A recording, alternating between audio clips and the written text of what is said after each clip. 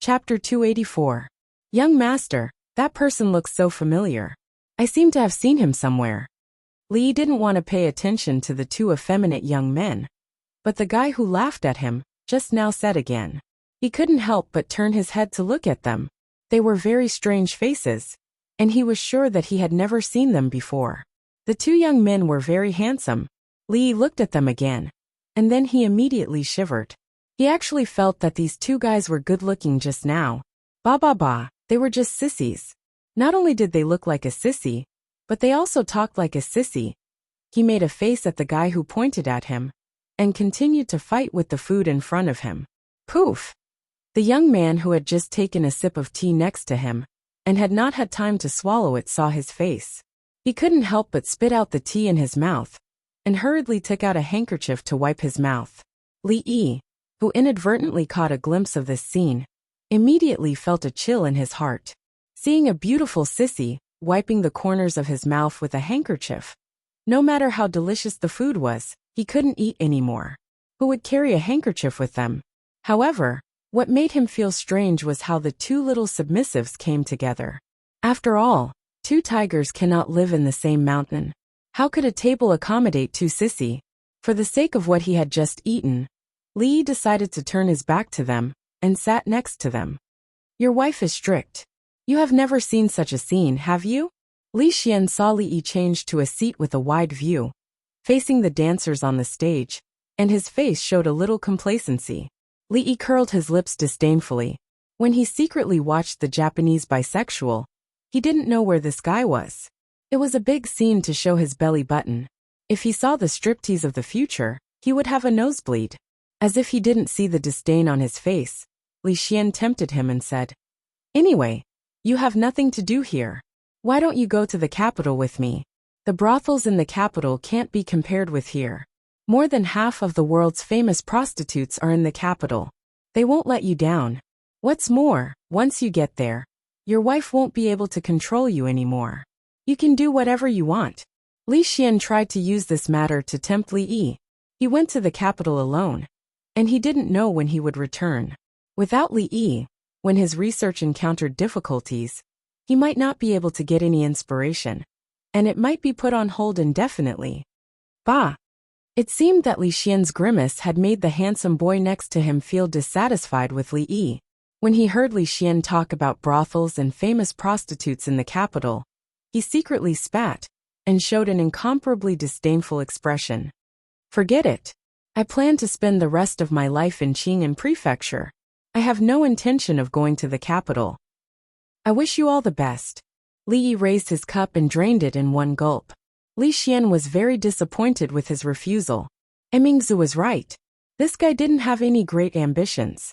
No matter what kind of temptation he used, it was of no use. He didn't know if Uncle Huang had any other reason for summoning him to the capital other than to complete the wedding. Although the capital was good, it was still more comfortable in Qing'an Prefecture. Hey, you two little brothers, you look unfamiliar. You're not regulars here, are you?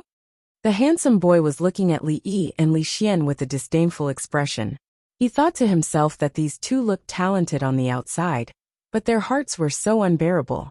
Suddenly, a figure appeared beside him. When he turned his head, he saw a large man sitting next to him. There was a smoky smell on his body, and he quickly moved to the side. Aya, it's the first time I've seen the two of you, but I feel like I've known you for a long time. I wonder what your names are. The large man smiled and reached out to touch the boy's hand on the table. Ah, what are you doing? The handsome boy jumped in fright and immediately jumped away from his seat. He looked to his companion beside him for help. Young master. Li actually saw a trace of lust in the large man's eyes. That's right, it was lust. A big man actually showed an evil gaze to two other men. Damn, this man looked so strong. But he was actually a dead piece of glass. It's nothing, I just want to make two more friends. The smile on the man's face became even wider. As he spoke, he reached out to touch the other person's cheek. Please conduct yourself. The young man immediately stood up and said with a livid face. The attention of the surrounding people was originally focused on the increasingly enchanting dancers on the stage. Suddenly, They heard a reprimand and all turned their heads. Why is it him? This guy is here to look for those handsome young masters again? It's a pity for those two handsome young masters. The crowd was clearly very familiar with this large man. Their faces all showed disgust. Some people even moved away to keep a sufficient distance from him. The large man's eyes narrowed. He looked at the two people and said, "It's just to make friends, you don't have to go so far. Young master, let's go." The handsome boy pulled the young man's hand and said in a low voice with a pale face. Looking at the unfriendly large man, the young man's face also turned pale. He somewhat regretted sneaking out tonight. Just as he was about to pull the boy away, the large man sneered and blocked in front of them. He said, "The fun has just begun, don't be in such a hurry to leave." Li Yi sighed and planned to stand up. He didn't have a good impression of the two sissies. He didn't discriminate against the large man's fetish. However, this kind of thing was about mutual consent. There was no point in forcing or threatening them. As the county lieutenant of this county, since he encountered this kind of thing, he couldn't just stand by and watch. However, the human feelings of this era were far from as indifferent as the future. There was no lack of heroes who would pull out their swords to help when seeing injustice. His Highness, who always had a strong sense of justice, was clearly such a hero. "Scram, don't disturb this young master's mood." Li Xian's method was simple and crude. He stood in between the large man and the two people with a disdainful expression. He acted like a spoiled brat to the extreme. A few guards already followed him. If the large man made any strange movements, he would immediately be cut into pieces. The boy and the young man looked at him with eyes filled with deep gratitude. "Oh, this little brother is quite handsome." The large man originally wanted to get angry, but when he saw that the person in front of him was actually a similarly handsome young master, a smile appeared on his face. Li Yi noticed that Li Xian's expression was starting to freeze. He knew that this guy was finished. If it were him, he would have already demonstrated a whole set of 18 dragons subduing palms on this man's body. Knowing that the person in front of him was helping him out, the young man hurriedly cupped his hands towards Li Xian and said, "Thank you, young master." "Step back." Li Xian's face was cold. He extended his arm and signaled the two people to step back. When he accidentally touched the young man's chest, he lightly patted it twice. He looked at him in surprise and said, "I couldn't tell, but this brother's body is quite sturdy." Young master." The boy watched as the man patted his young master's chest twice. He was speechless with his mouth wide open. As for the young man who was praised by Li Xian for having a sturdy body, he lowered his head to look at his chest. After a moment of shock, he raised his head to look at Li Xian in disbelief. His face was already completely red. Li Xian no longer cared about the young man. He turned around and looked coldly at the large man. He said indifferently, "Drag him out." These days, he had accumulated a lot of resentment in his heart. It was time to vent it. At first, the large man did not understand his words. However, when his shoulders were pressed down, and he could no longer use any strength, his face began to turn pale. The large man was dragged out by Li Xian's guards. Li Xian also followed. Li Yi knew that he was angry. This man had appeared at the right time. As for the two young men, they were still standing in the same place in a daze. It was unknown if they were frightened, but they did not move at all. The situation here only attracted the attention of a small number of people. When a deafening cheer came from the scene, everyone's eyes were attracted by the dancer on the stage. Li Yi also turned his head to take a look. He found that she had actually pulled off the light gauze covering her body, revealing two smooth jade arms. She only wore a tube top, revealing her two voluptuous breasts. From time to time, her jade legs would poke out of her skirt, causing a group of wolves to howl. So this was the erotic dance in the brothel. Li Yi took a glance and lost interest. He planned to go out and take a look. He stood up from his seat. When he saw Yang Liuqing and another figure appear at the door, he suddenly stopped and his expression changed. Chapter 285. Master, the jadeite courtyard they mentioned just now should be here. Yang Liuqing raised his head, looked at the horizontal board above, and asked tentatively, "Should we go in and look for it?" Standing at the door, They saw a scantily dressed woman flirting on the stage, and the men below the stage were making a fool of themselves. Lu Rui frowned. How could a decent woman go to such a place? She turned her head, looked to the side, and walked straight over. Seeing that she didn't correct her master just now, Yang Liuqing was secretly happy and followed her closely. A scream came from the corner not far away. Several figures surrounded the corner, and the scream was extremely shrill and tragic. After a while, Li Xian walked out from inside with a satisfied face. He stretched his muscles and felt that his whole body was extremely comfortable, and his mood immediately became much better. He let out a long sigh of relief, and when he looked up, he saw two pairs of unkind eyes. He blinked his eyes and said naturally, "What a coincidence, ladies." Li found that nothing good would happen when he met Li Xian, especially when he was dragged to the jadeite courtyard. Rui was at the door, and going out now was no different from courting death. If she caught him going to the brothel to watch erotic dances, he would have no place to hide his face in the future. He slipped away from the table with his waist bent. He couldn't go to the front door, so he quietly went around to the back. When he saw a small door, he quickly went in. Not long after, several young childs swaggered into the jadeite courtyard. A handsome, fair-faced young man shook his folding fan, glanced around the hall, and shook his head. No. Another young child immediately looked at the young man in the front. Li Xian also looked confused. He pointed to a table that had been occupied by someone and said, "It's impossible. He was here just now." He looked back at the guards and asked, "You guys, did you see him go out just now?" "No." The guards shook their heads. The young man weighed the folding fan in his hand and said indifferently, "Go in and look for it." The dance on the stage had obviously reached the most intense and exciting time, and the dancers' movements were more open and bold. Shameless. The handsome young man's face turned red with just one glance, and he secretly spat. When he turned around and saw that the young man's face was also a little red, his heart calmed down a lot, but he no longer dared to look at the stage. Damn it, don't tell me there's no back door in this jade courtyard? Who knew how many corridors, how many moon gates, and how many twists and turns he actually returned to the starting point.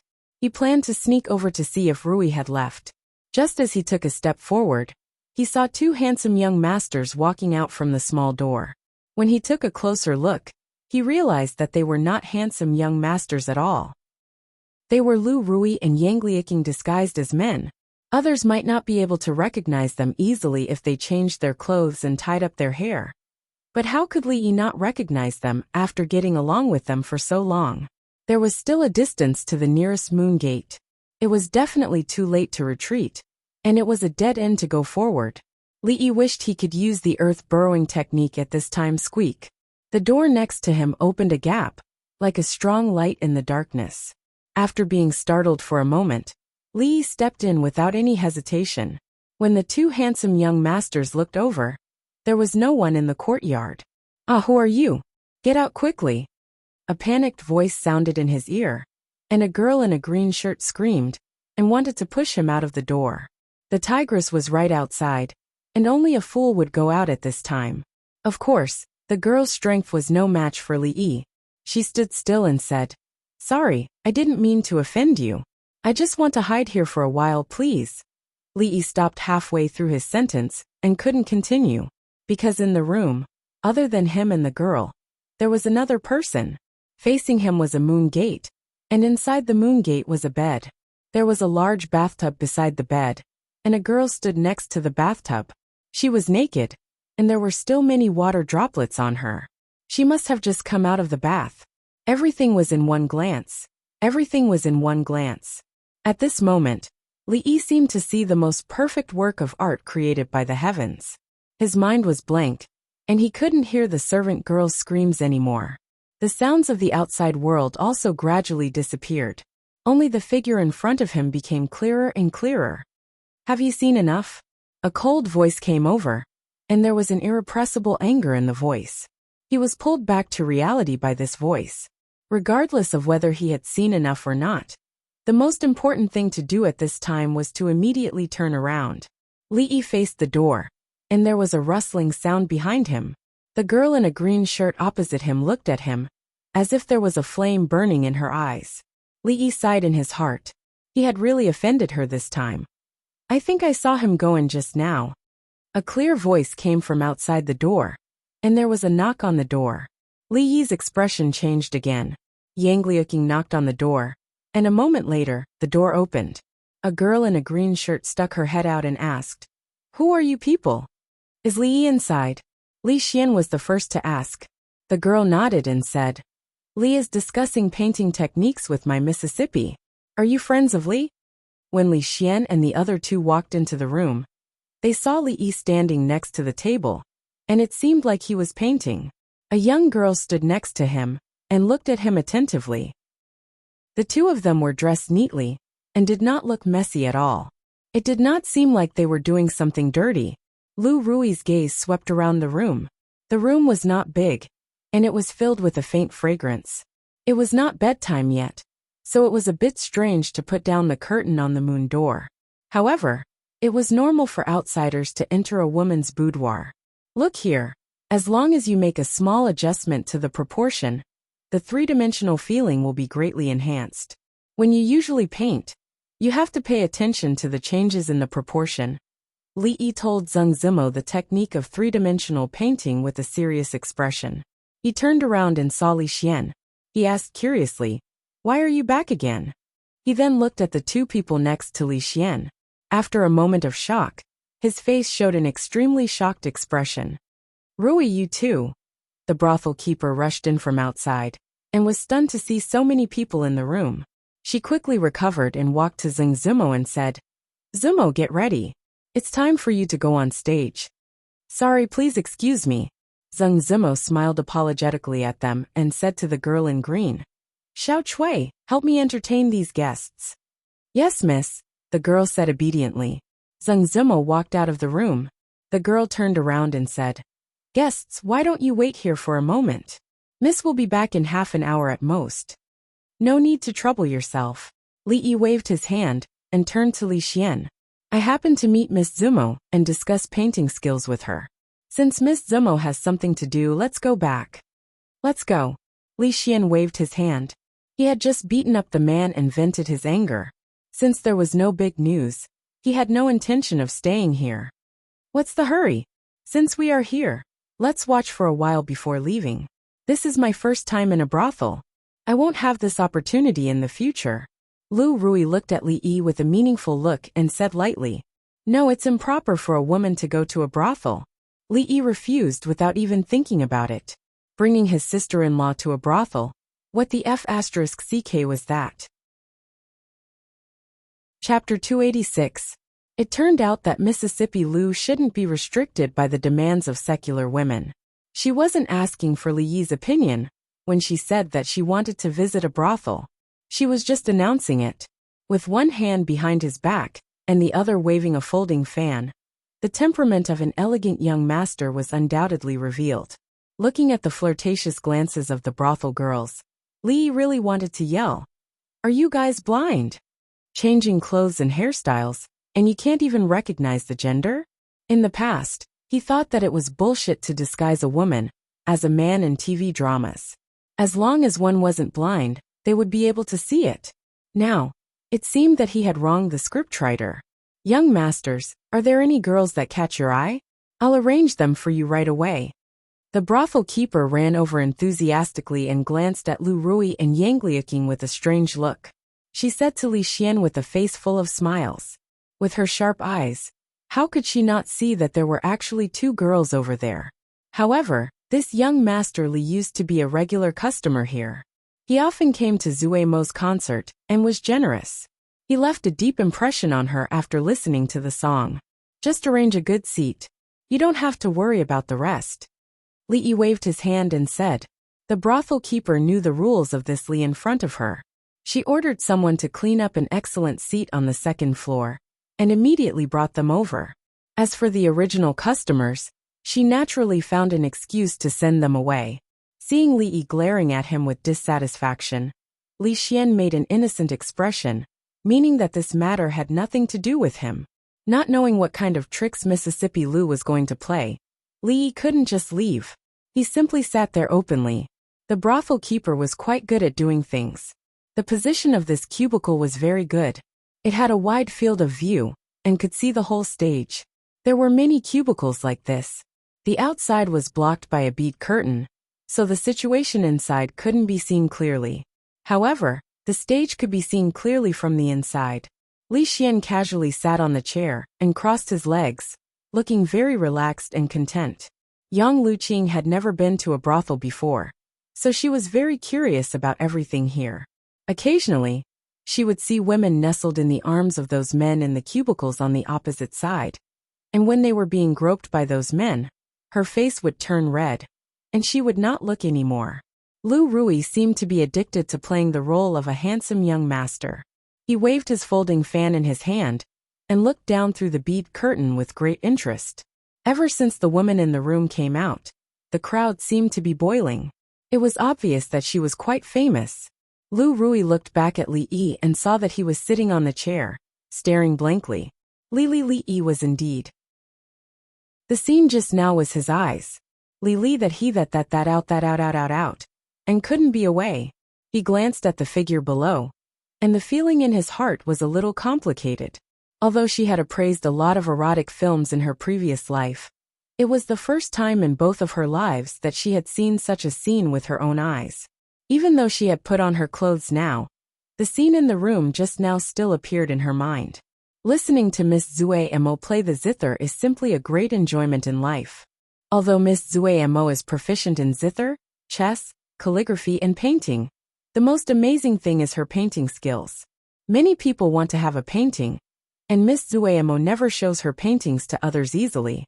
Although it is impossible for her to get the first place in the top 10 courtesans this time, there will definitely be a place for her. Although he couldn't see the specific situation in the surrounding cubicles, the sound could be heard. Li took a deep breath, picked up the tea on the table, and took a sip, forcing the scene just now out of his mind. The woman could forget this matter very quickly, as if nothing had happened, and he was not petty. Li Yi didn't know that in the gauze tent, Sung Zimo's expression was calm, but the slight rise and fall of her chest and crimson neck showed that her heart was not as calm as Li Yi thought. It was nothing more than being born in such an environment. She had long been used to hiding her emotions. On the surface, nothing could be seen, but the waves in her heart could not be suppressed. Although she was in a brothel, she had been raised as a chaste person since she was a child, and all the people who taught her were women. She had never been seen by a man. He thought that she would be extremely angry, but the strange thing was that at that time, apart from embarrassment and annoyance, there was no anger. She even helped him put on that show. Now that he thought about it, he seemed to be a little too calm at that time. She was already very proficient in zither skills. Although it was not superb, it could be said that she had reached a high level. However, when her heart was in a mess, the sound of the zither was naturally messed up. In a short period of time, she had played wrong several times. Although she had covered it up very well, for those who were proficient in music theory, it was impossible to hide it. Strange, what's wrong with Miss Zimo today? She has played wrong several times. Yes, is the person playing the guqin really Lady Zue Mo? What? Wrong. Don't talk nonsense if you don't understand. I think Miss Zimo plays very well. There was a commotion in the hall. Sing Zimo took a deep breath, calmed down, and wanted to play in peace. However, the more she wanted to calm down, the more irritated she felt. Even those who didn't know anything about music could hear some clues. Is this really Miss Zimo? Could it be that the rumors about her zither skills are all false? Indeed, the level that she has shown today is really inconsistent with the rumors. If this matter were to spread out, it would be hard to say if she would be able to obtain the title of top courtesan. The others are all trying their best to build up their reputation. Among them, Lu Yi and Lu Qiaoqiao are the most popular. Lu Yi was raised up by the Su family. If they throw out enough money, they might be able to become the champion. Lu Qiaoqiao had always been very close to those scholars. Once Yang Yinzhou's poem was sent out, it attracted many scholars to follow suit. So many scholars were willing to support her. I heard that even the #1 scholar of Qing and Prefecture Li Yi, who replaced Yang Yinzhou a few days ago, was also interested in Lu Xiaoqiao. He planned to give her a poem during the competition for the top courtesan. Lu Yi probably couldn't compete with her. Miss Zimo doesn't compete at all and has rejected so many scholars. This has already made them very dissatisfied. They will definitely not support her like last year. If she is kicked out of the top 10 courtesans this year, it will be fun. Without the reputation of the top courtesan, it is only a matter of time before she falls into the mundane world. Perhaps you and I will also have the chance to get intimate and spend the night with a beauty. Li Xian looked at Li Yi with some surprise and asked, "You plan to give Lu Xiaoqiao a poem to help her become the top courtesan?" "I don't even know what Lu Xiaoqiao looks like. Why would I give her a poem?" Li Yi was also confused. He didn't know where this rumor came from. Hype, pure hype. I think so too. If you give Lu Xiaoqiao a poem, I'm afraid there will be many heartbroken girls in Qing'an Prefecture. Those who want to become the top courtesan will definitely fight you to the death. Li Xian nodded and said, although many aspects were considered in the competition for the top courtesan every year, those scholars played a decisive role. There was nothing better than a widely spread poem to make them famous. Qiao Qiao Qiao dances with a soft waist, Zhang Tai Lu, Zhao Yang Yan. Yi has been able to sing and dance since she was young. Her actions and expressions are all like those of Chu.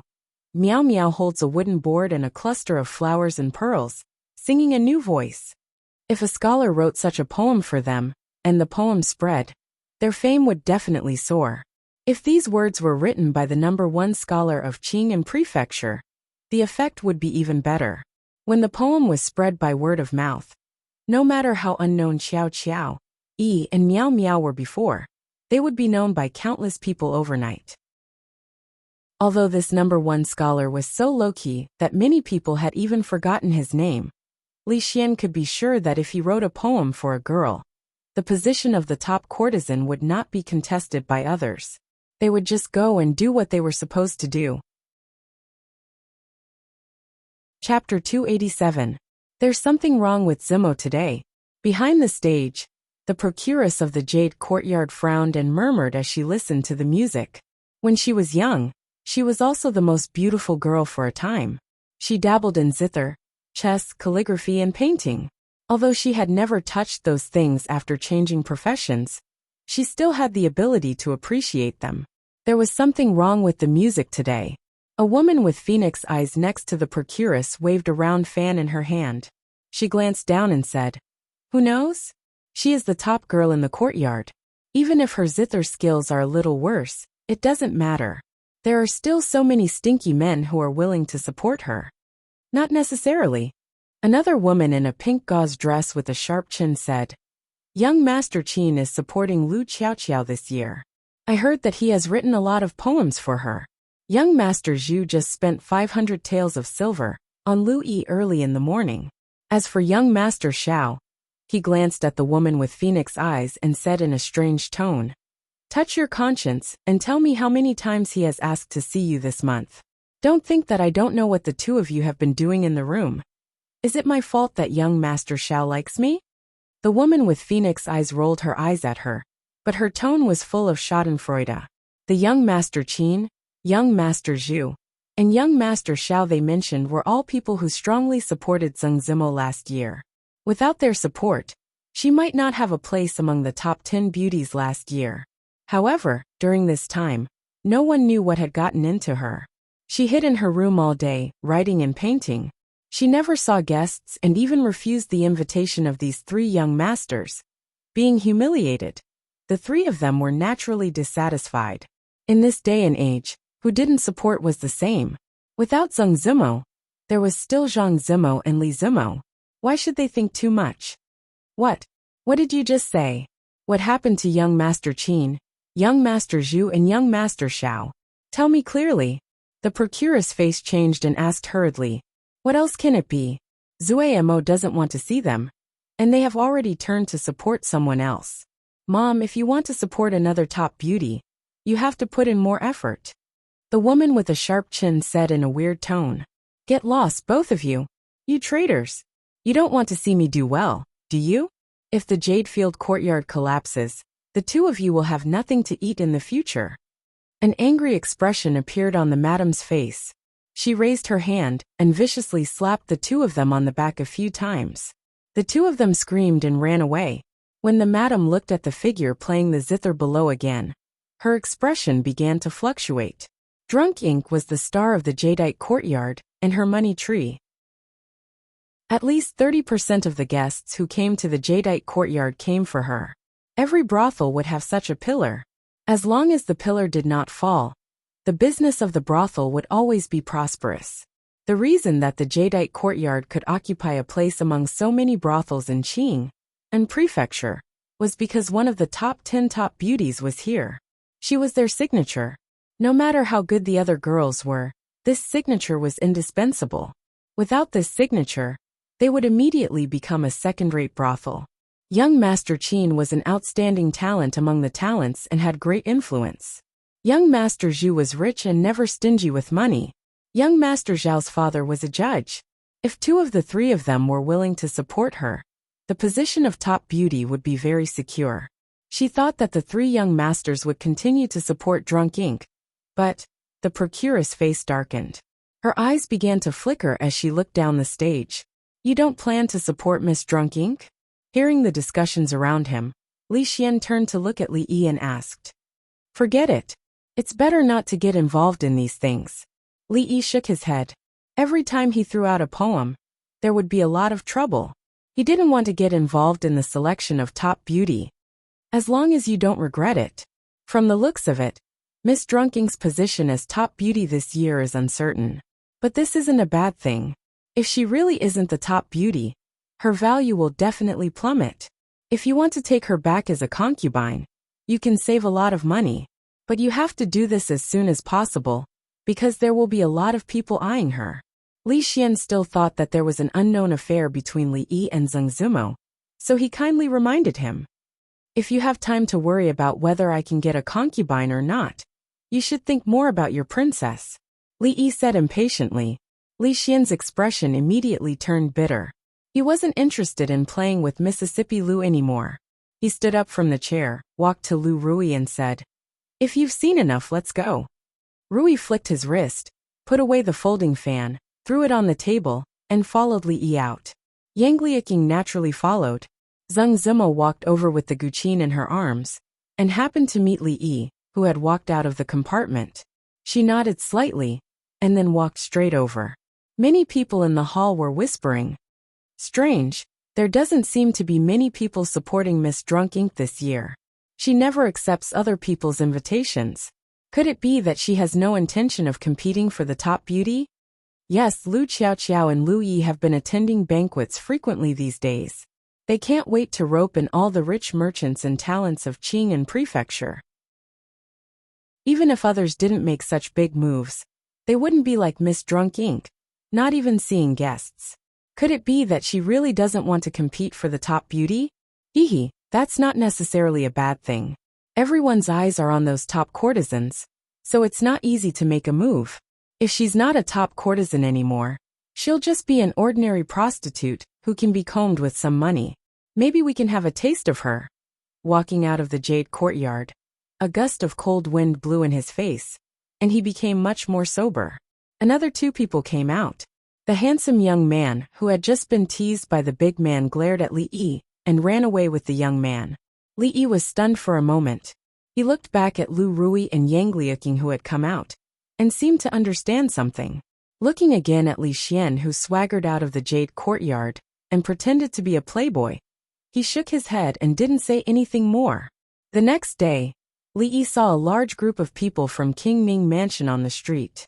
The leader of Li Xian's guards rode on a horse and walked at the front of the group. The group quickly went out of the city gate. This guy finally left. Li Yi actually felt lonely for no reason. There was no one to discuss with him how to fly in the sky. More importantly, the dog meat hot pot was really delicious.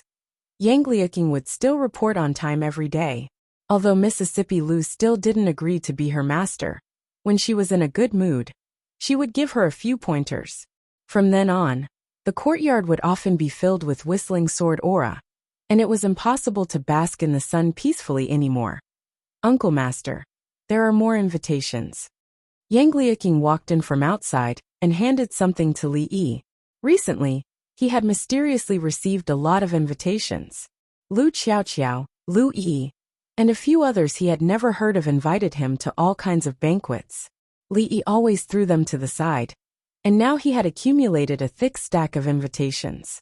This time, it was embroidered on a handkerchief. A trace of disappointment flashed across his eyes when he saw the signature, and he shook his head. Miss Ruyun of Ichuan Brothel had asked him to compose a poem for her, and the reward was 500 taels. That girl was quite rich. He casually threw the handkerchief to the side. He didn't know how they had found out about his family, but in order to compete for the title of courtesan for a poem, they were willing to do anything. Some gave him silver, some gave him paintings, some gave him antiques, and there were even some who hinted that they could have a night with him. There were also people who tried to save the country in a roundabout way. Even Rui had received many invitations. Chapter 288. Since there are so many invitations, if you have time, it's not a problem for you to attend a few of them. Rui put away the handkerchief and looked at him as she spoke. She had also received many invitations these days, some private and some public. They were extremely polite, and vaguely mentioned that they hoped she would bring her husband along. At first, she would tactfully refuse, but after seeing more of them, she was too lazy to pay attention to them. At this moment, she felt that although her husband never attended such banquets, it was necessary to socialize in life. Otherwise, he would offend many people. Her husband didn't have many friends to begin with. After Li Xian and that arrestor left, he spent most of his time alone. I won't go. Li Yi's answer was very straightforward. I'm afraid my wife doesn't know who they are. Their purpose is not pure, and it will be troublesome if you go. Of course, Li Yi knew what their purpose was. It was nothing more than using him to create hype. The competition for the courtesan belle was the most intense. Everyone wanted to have more bargaining chips in their hands. If one person attended an invitation, there would definitely be a second or third person. It was rare for him to have a few days of leisure, so he didn't want to get involved in this quagmire again. Those who should have appeared did not appear, and a lot of insignificant people appeared. So, Lu Rui didn't say anything more. She received 2 more invitations this morning. Since her husband didn't want to go, there was no point in keeping the ox. She might as well get rid of it together. The most direct impact of the courtesan belle competition on Li Yi was that he had much less time to slack off than usual.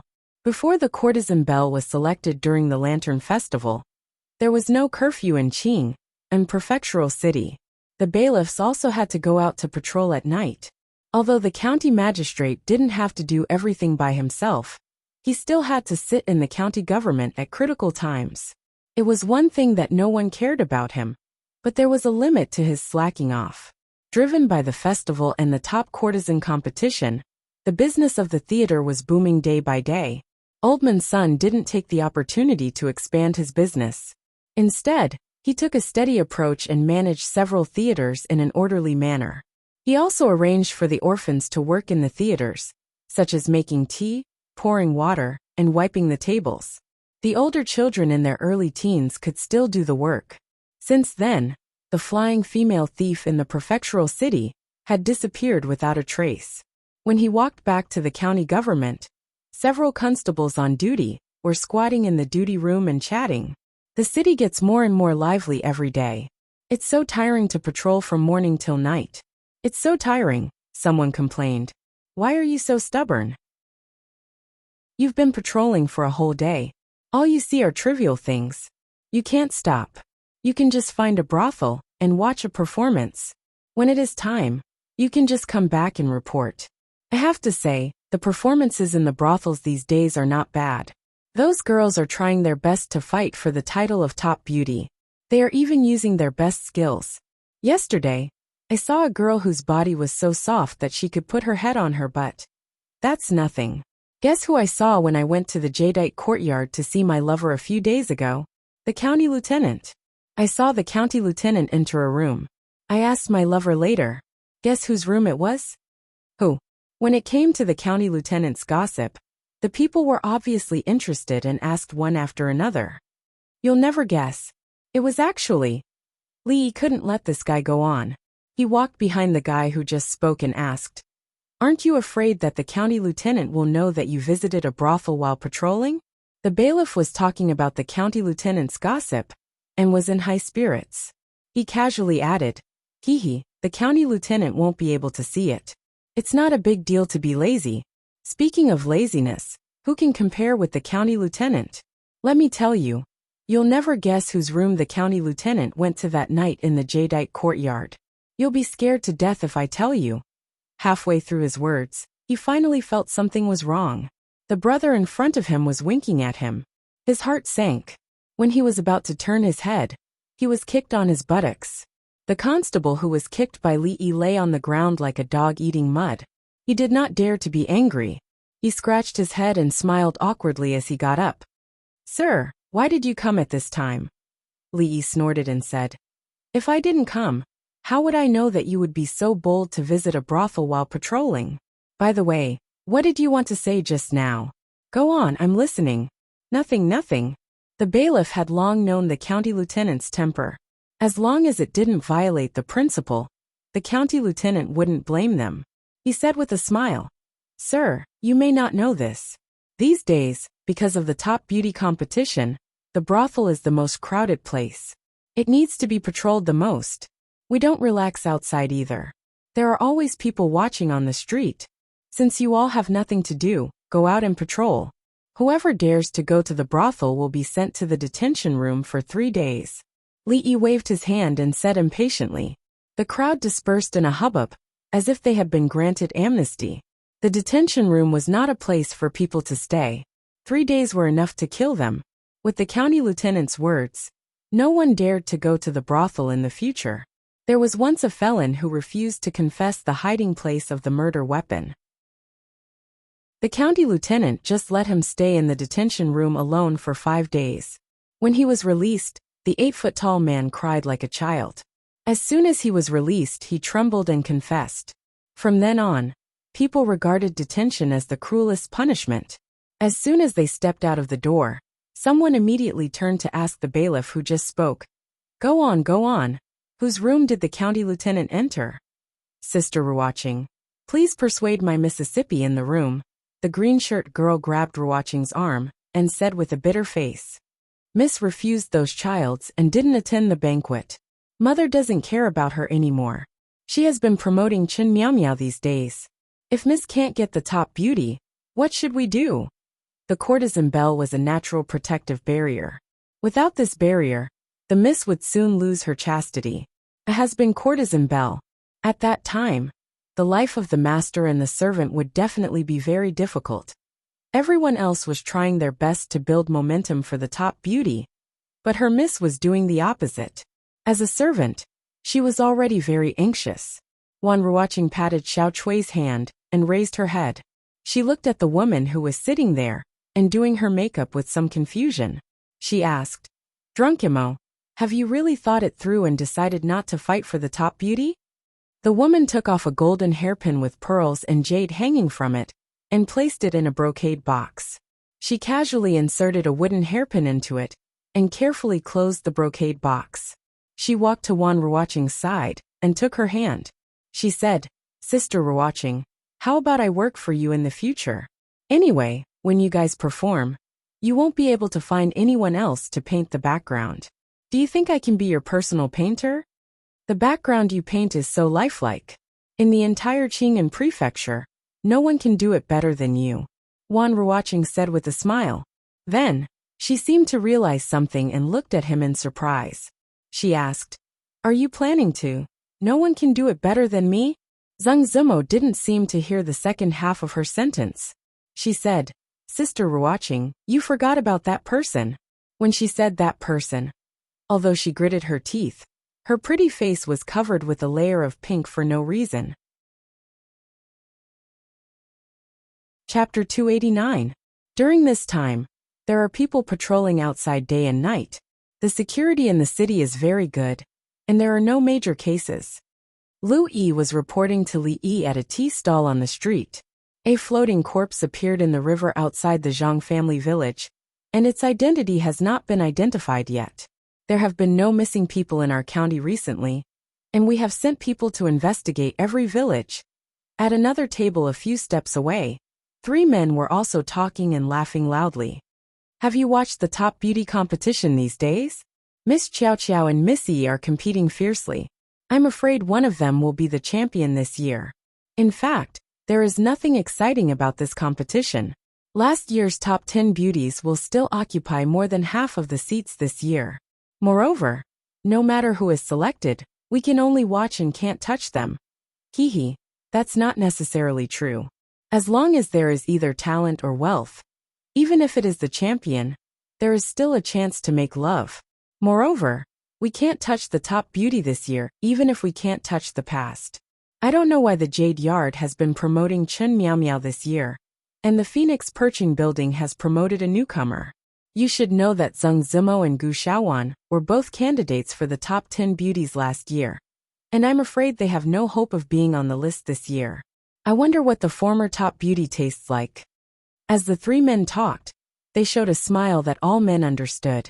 Later, no one knew what they were talking about, but their smiles became lascivious and their voices became lower. Your Excellency. Lu Yi said a lot and found that the county lieutenant did not respond. When he looked up, he found that there was no expression on his face, and his eyes were wandering, obviously absent-minded. He stretched out his hand and waved in front of Lu Yi's eyes. Well, what's wrong? Li Yi came to his senses and asked, looking at him with confusion in his eyes. Lu Yi sighed in his heart. The county lieutenant had something on his mind, so what he said just now was in vain. As a subordinate, he should share the burden of his superior. So he changed the topic and said, there is nothing important in the county government recently, but with the top beauty competition going on, the city will be more and more lively at night. I think we should double the number of people. Well, do as you said, and the others will be selected from the people. Li Yi clapped his hands, looked at the 3 men who were talking enthusiastically, and turned to walk to the street. Sir, be careful. Just as they reached the street, Lu Yishui suddenly shouted and grabbed Li Yi's arm, causing Li Yi to stumble. Lu Yishui had already stood up and pointed his saber in front of him. He said sternly, who are you? Quickly dismount from your horse. Horses are not allowed in the city. Those who violate this rule will be punished with 30 strokes of the cane. The sound of a horse's neigh came from the front. The young knight on the horse pulled the reins. The horse raised its front hooves, stirring up a cloud of dust, and quickly stopped. Li Yi frowned slightly. Places like prefectural cities were crowded with people, and never allowed horses to gallop. This person's behavior just now was worthy of being brought back and beaten 30 times with a rod. If he hadn't been thinking about something just now, he wouldn't have missed it even though they were so close. You're a constable here. Great. Take me to the Anxi County government immediately. The rider didn't seem to care about what Luichang had just said. Seeing Luichang's clothes, he immediately raised his head and said arrogantly, if you don't dismount from your horse, then go to the Anxi County government lying down. Li looked at him and said coldly. Even Li Xian didn't dare to let his horse run wild on the streets. Could this ignorant fellow have a more powerful background than Li Xian in Qing'an Prefecture? Who do you think you are? Seeing that a weak scholar dared to threaten him, a trace of anger flashed across the rider's face. He raised the horsewhip in his hand and lashed it directly at Li Yi. How dare you? Lu Yishui shouted angrily and slashed at the horsewhip with his saber. This fellow actually dared to attack the magistrate. The magistrate was appointed by the current emperor and could be considered as an official of the imperial court. Even if this fellow was killed, he wouldn't have to bear the consequences. The rider acted quickly, but Lu Yishui was still a beat slower. However, just when the whip was about to hit Li Yi snorted coldly and stretched out his right hand to grab the head of the whip. With a sudden tug, the rider was forcefully pulled down from the horse. Before he could get up from the ground, Li Yi kicked his waist. The rider struggled for a while and felt that he had no strength in his body. He couldn't even speak. At this moment, he no longer had the arrogance he had just now. His face was full of horror. Letting a horse loose in the city, with the intention of harming an official of the imperial court. Bring him back to the county government and give him 80 strokes of the cane. Take him back to the county government and give him 80 strokes of the cane. Li Yi said indifferently. 2 constables ran over from a distance and immediately lifted the rider up. Just now, he had used a secret skill taught by Rui. Within an hour, this embroidered pillow wouldn't be able to exert any strength at all. Although Li Yi was not a master, he had been trained by the 2 peerless masters in his family. It was easy for him to deal with such an embroidered pillow. Yes, Lu Yishui cupped his hands and answered. He was very shocked by the county magistrate's skills. After Li Yi left, he looked at the rider ferociously. Take him back. Just now, he had exercised a little on the street, which was a small interlude. The authority of arrestor Emingzu was still there. Even if the son of the magistrate made a mistake, the constables of Anxi County would arrest him without any fault. No matter how powerful the background of the offender was, once he entered the county government, he would only be dealt with according to the law. Even if the offender really had a powerful background, the constables wouldn't dare to make trouble for him. Otherwise, it would only cause more trouble. Of course, the magistrate didn't have a son. Therefore, Lu Yishui and the others wouldn't feel any psychological pressure when they beat the guy with a stick. When he returned home and walked into the courtyard, he saw Rui throwing a stack of paper into the stove. When she saw Li Yi coming in, she smiled and said, I received a few more invitations this morning. I figured that you wouldn't go, so I burned them all. Li Yi nodded. When he walked to the door, he seemed to have thought of something and paused. He turned around and asked, The invitations this morning. Who are they from? Lu Rui was stunned. She thought for a moment and said, Lu Qiao from Ichuan Brothel sent another one. Lu Yi sent 2 and 500 taels of silver, but they were returned by me. In addition, Gu Xiaowan from Perching Phoenix Brothel and Jadeite Courtyard. Li Yi's eyes lit up. Chen Miao Miao from Jadeite Courtyard invites you to a banquet tonight. Lu Rui thought that he had changed his mind. She said apologetically, I didn't know what you were planning. I shouldn't have come so early. It's fine. So be it. Li Yi smiled. A trace of disappointment appeared in his eyes as he walked into the room. Women's minds are so hard to guess. He paced around the room a few times and sighed. He walked to the desk and began to grind the ink. Young master, let me do it. Xiao Huan stood at the door and looked in. She immediately ran over and took the ink stick from Li Yi's hands. Yang Liuqing had almost finished all the work in the house these days. If she saw this, she would definitely fight with her for this. She loved watching the young master write and paint. Whether it was in the past or in the future, this position could only be hers. The servant girl thought to herself. Chapter 290. In the government office of Anxi County, the bailiffs watched the cane falling on the buttocks of the young knight, with a strange look in their eyes. Half of the 80 strikes had been done. Besides twitching unconsciously because of the pain, the knight didn't make any sound from the beginning to the end. Although they didn't intend to kill him, and chose the fleshy part of his buttocks, he would be able to jump around again after lying in bed for 10 days, or half a month after the 80 strikes. However, the pain from the strike of the cane was real. Gradually, the bailiff's gazes on the knight turned solemn. This man was a man. Even Lu Yizhang's eyes changed. When they were on the street just now, he thought that the knight was just a playboy who didn't know the immensity of heaven and earth. He didn't expect that the knight was also a tough man. Let me do it.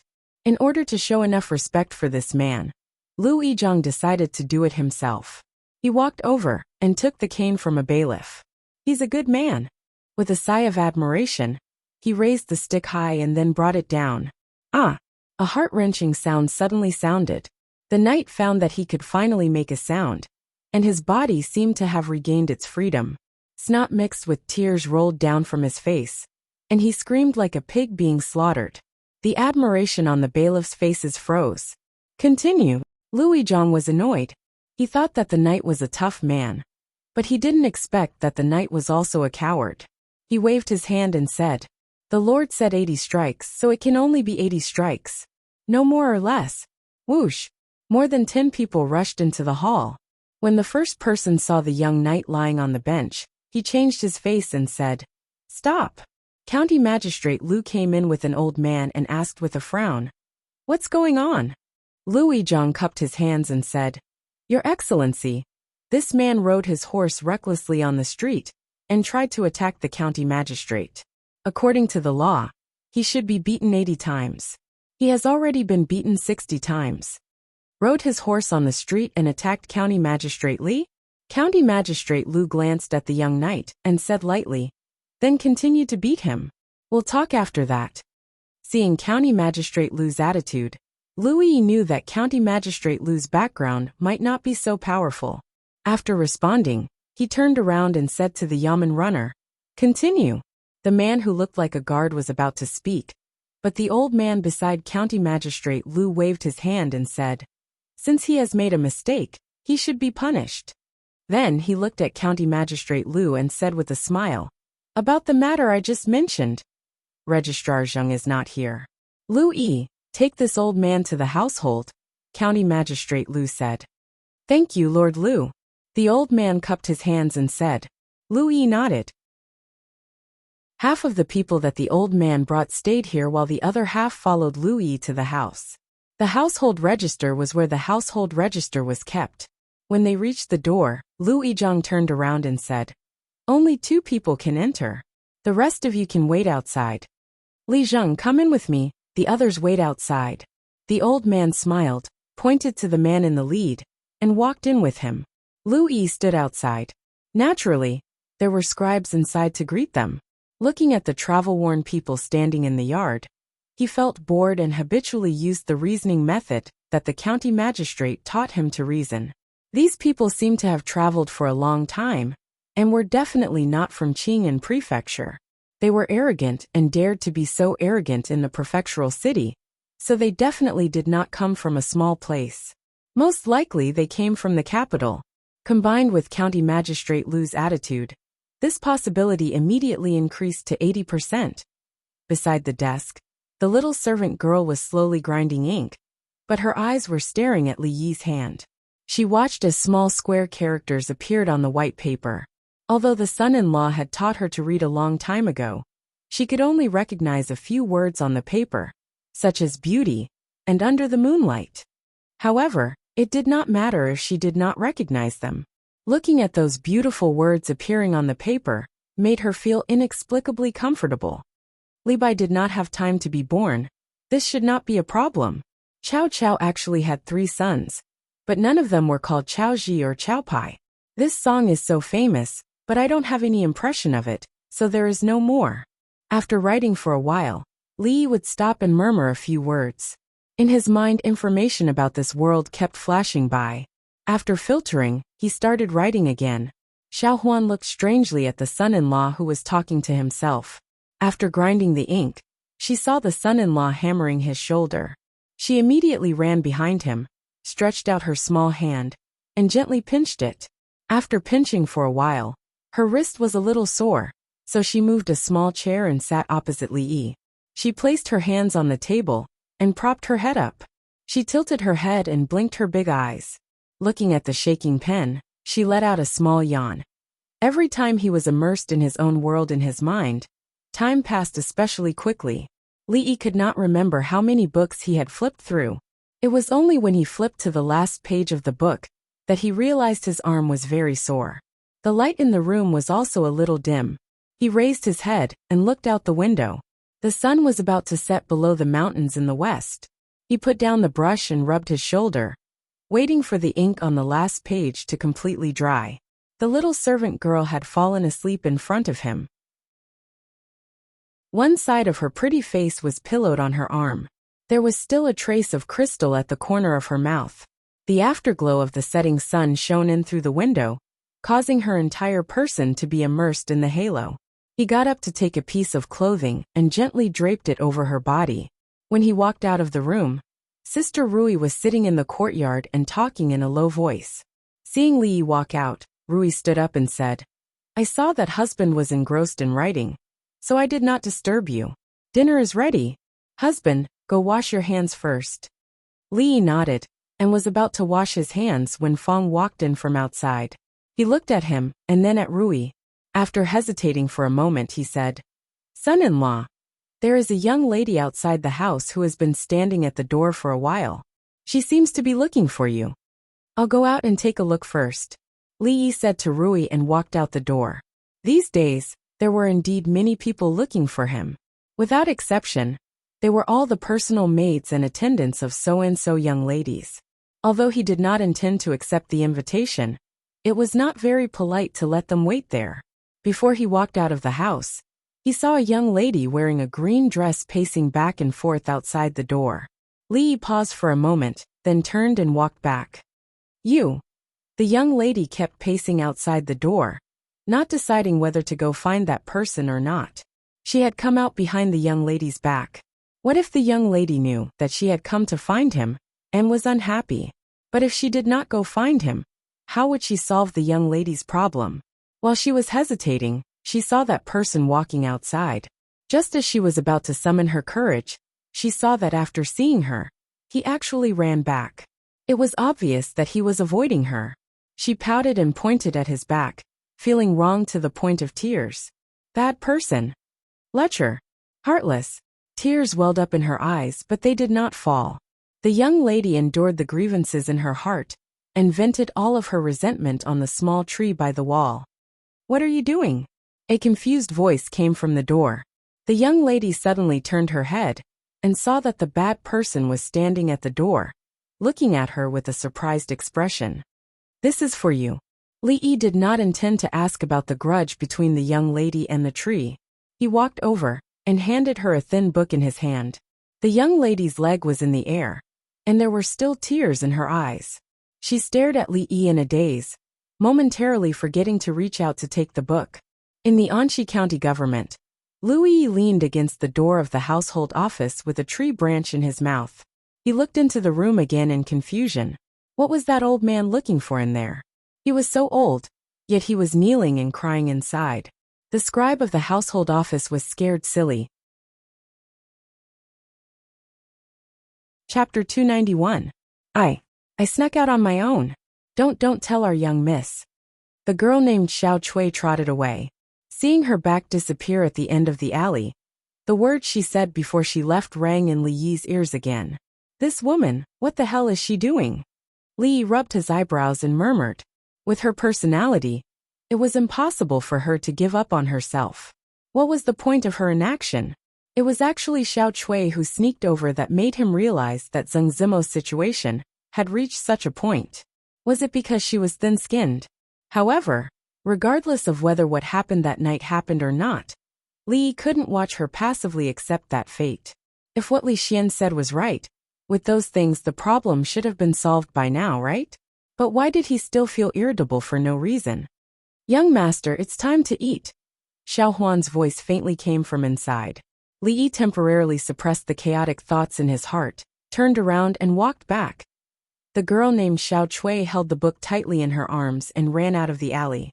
The crowd on the street began to thicken. She slowed down and carefully took the book out of her arms. She flipped through a few pages and saw the dense handwriting on it. A smile immediately appeared on her pretty face. It seems that bad guy isn't that bad after all. She murmured to herself, bought a stick of tang hulu on the street, and skipped forward. She had been with the young miss since she was a child. Although the young miss knew nothing about zither, chess, calligraphy, and painting, at least she learned words and poems from the young miss. That bad guy was no longer a bad guy. That young master's poems were amazing. Last time in that garden, he scared so many people. I also heard that those who wanted to compete for the top courtesan cried and begged him to write poems for them. Last time, when her mother gave Chen Miao Miao 500 taels of silver and asked her to find that young master, she heard everything. What right did Chen Miao Miao have to make that young master write a poem? She hadn't even ascended to become a phoenix yet. Recently, she had been saying those weird things in front of young Mississippi. If it wasn't for young Miss stopping her, she would have torn her mouth apart. Wasn't it just because her mother wanted to make her a top courtesan? She wasn't as pretty as Miss, and her talent was far from Mrs. More importantly, had she ever let that young master see her body? You can't compare to Miss in anything, and you still want to be the courtesan queen? Dream on. There were also those people who begged him to write poems, but they couldn't. She hadn't even opened her mouth today, but she had already gotten what they dreamed of. It could be seen that the young master still cared about her miss. Thinking of this, Xiao Chui's heart was even happier. She sneaked into the jade courtyard from the back door. Miss had just gone out to look for Sister Ruoqing, so she had a chance to sneak out. She gently pushed the door open and heard a familiar voice. Xiao Chui, where did you go? She hurriedly hid the things in her arms. If Miss found out, she would definitely ask her to return them.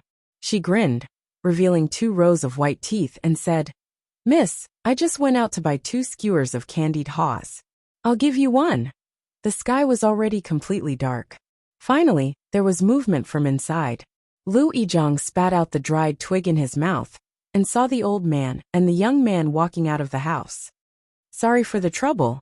The old man cupped his hands and said, Old man, did you find what you wanted?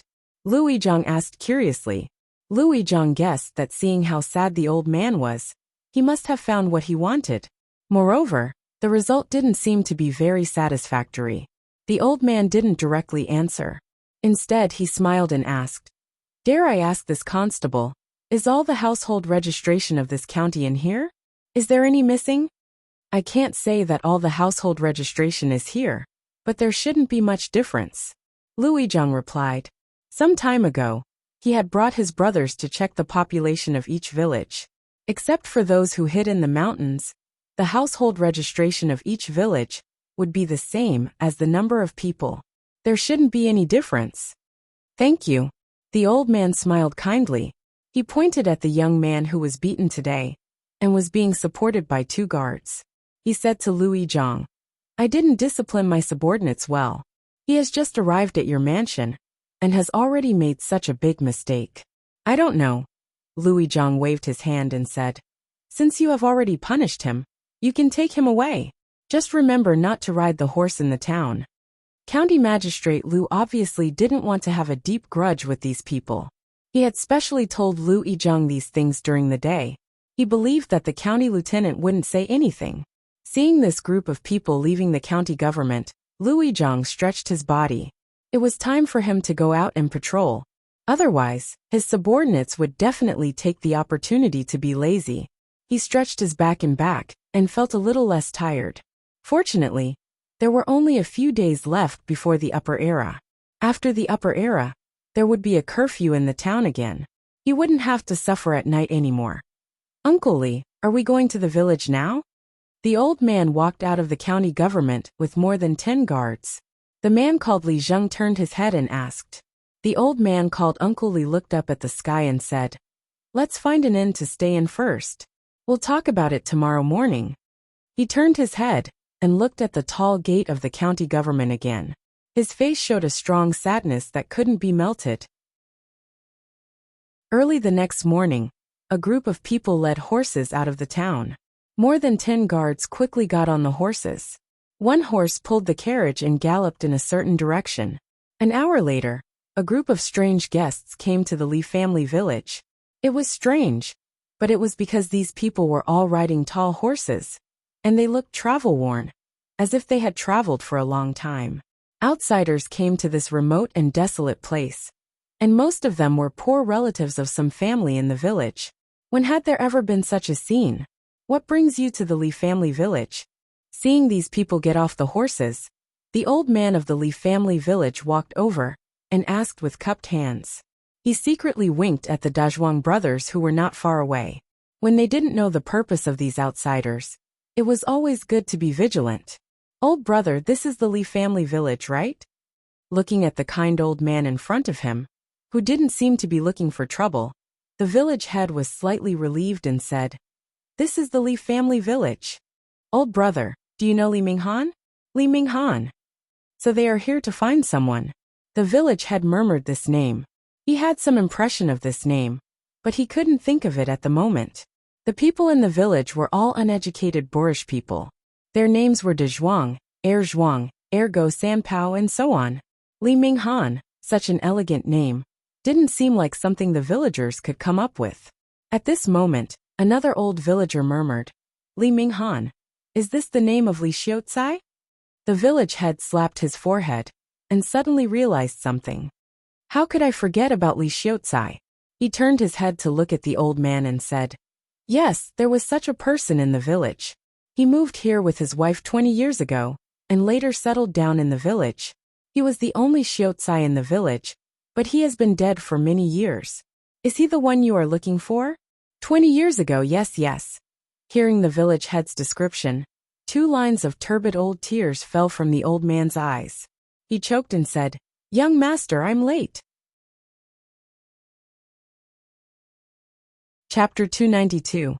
Young master, this old servant should have stopped you back then. Beside a lone grave at the end of the Li family village, a dozen or so figures stood solemnly. The old man with the surname Li stroked the cold and rough tombstone, his expression sorrowful and full of self-blame. Not far behind the crowd, the villagers of the Li family village gathered in groups of 2s and 3s, discussing in low voices. Are these nobles really here to see Scholar Li? That old man called himself this old servant. Could it be that Scholar Li was also from a wealthy family? Do you even need to ask? If he wasn't from a wealthy family, how could he have so many attendants on horseback and armed with swords? The first time I saw Scholar Li, I knew he wasn't an ordinary person. Of course, my second son was working in a tailor's shop at that time. He said that the clothes on Scholar Li were enough for us to eat for several years. And that lady from the Li family, she was so pretty and well-mannered, but what a pity. The villagers spoke one after another, fully unleashing their imaginations. Gossiping was human nature, especially for these uneducated villagers, who liked to squat under the locust tree at the entrance of the village and gossip when they had nothing to do. In just a short while, several versions of Scholar Li's story had circulated.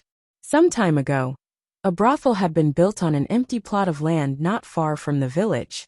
The villagers who had nothing to do would sometimes go there to listen to the stories. At this time, the storytellers had mixed the stories together and created a new and moving story. The lady of the Li family was originally the daughter of a rich and powerful family. In order to resist the marriage arranged by her family, she eloped with her lover and escaped thousands of miles away. To avoid being found by her family, she lived in seclusion in such a remote mountain village. She lived a simple life with tea, rice, oil, and salt. She hid for 10 years until the couple passed away. 20 years had passed, and the lady's family had declined, while the lover's family had risen day by day. Now, the lover's family had finally found traces of the couple, and happily wanted to bring them back. However, they could only lament at the lonely grave. What a sad story. Of course, the story did not end here. The woman's family, who had previously suppressed the couple, did not expect that 20 years later, the young Mrs. Child would become a great person and be personally rewarded by His Majesty. In just a few years, he rose to the top and was ranked in the imperial court. When he learned of his parents' past, he flew into a rage and swore to clear the name of his parents. Yep, I'll write it like this. If I sell it to the theater, I'll be able to earn quite a bit of money. The head of the Li family sighed and patted the old man's shoulder. The world is unpredictable. My condolences, old brother. Suppressing the images that appeared in his memory once again, the old man wiped away his tears with his sleeves and looked at the village head with a smile. Old brother, can you tell me about what happened to him during these years? Of course, that's not a problem. The village head nodded and stroked the beard on his chin. A look of reminiscence appeared on his old face as he slowly said, This matter, we have to start from 20 years ago. When I first saw them, I knew that they were not ordinary people. I'm afraid that they came from some incredible place. At first, they didn't know how to do farm work. In the end, my son couldn't stand it anymore and went to help. As the village head spoke, the bitterness on the old man's face deepened. Although the Li family could not be considered a wealthy family, 20 years ago, when the husband was still alive, the young master, as the eldest grandson of the direct line of descent, had lived a life of luxury since young. When had he ever suffered like this? One could imagine what kind of life he had led all these years. The wife of the Li family passed away early. Scholar Li raised the child by himself until he was over 10 years old, before he passed away. That child is very promising. Child? The old man grabbed the village head's arm and asked excitedly, Young master has a child? The village head nodded and said, If he doesn't have a child, I'm afraid that when the wife of the Lee family passed away, Scholarly followed her. The old man with the surname Lee was no longer concerned about why he did not find out that the young master had a child in the household office yesterday. He hurriedly asked, Where is the child now? Lee busied himself in the kitchen. Ever since Xiao Huan inherited some of his culinary skills, Li rarely came to the kitchen. Eggs, sugar, milk. Li used chopsticks to stir in a large bowl while Xiao Huan helped him.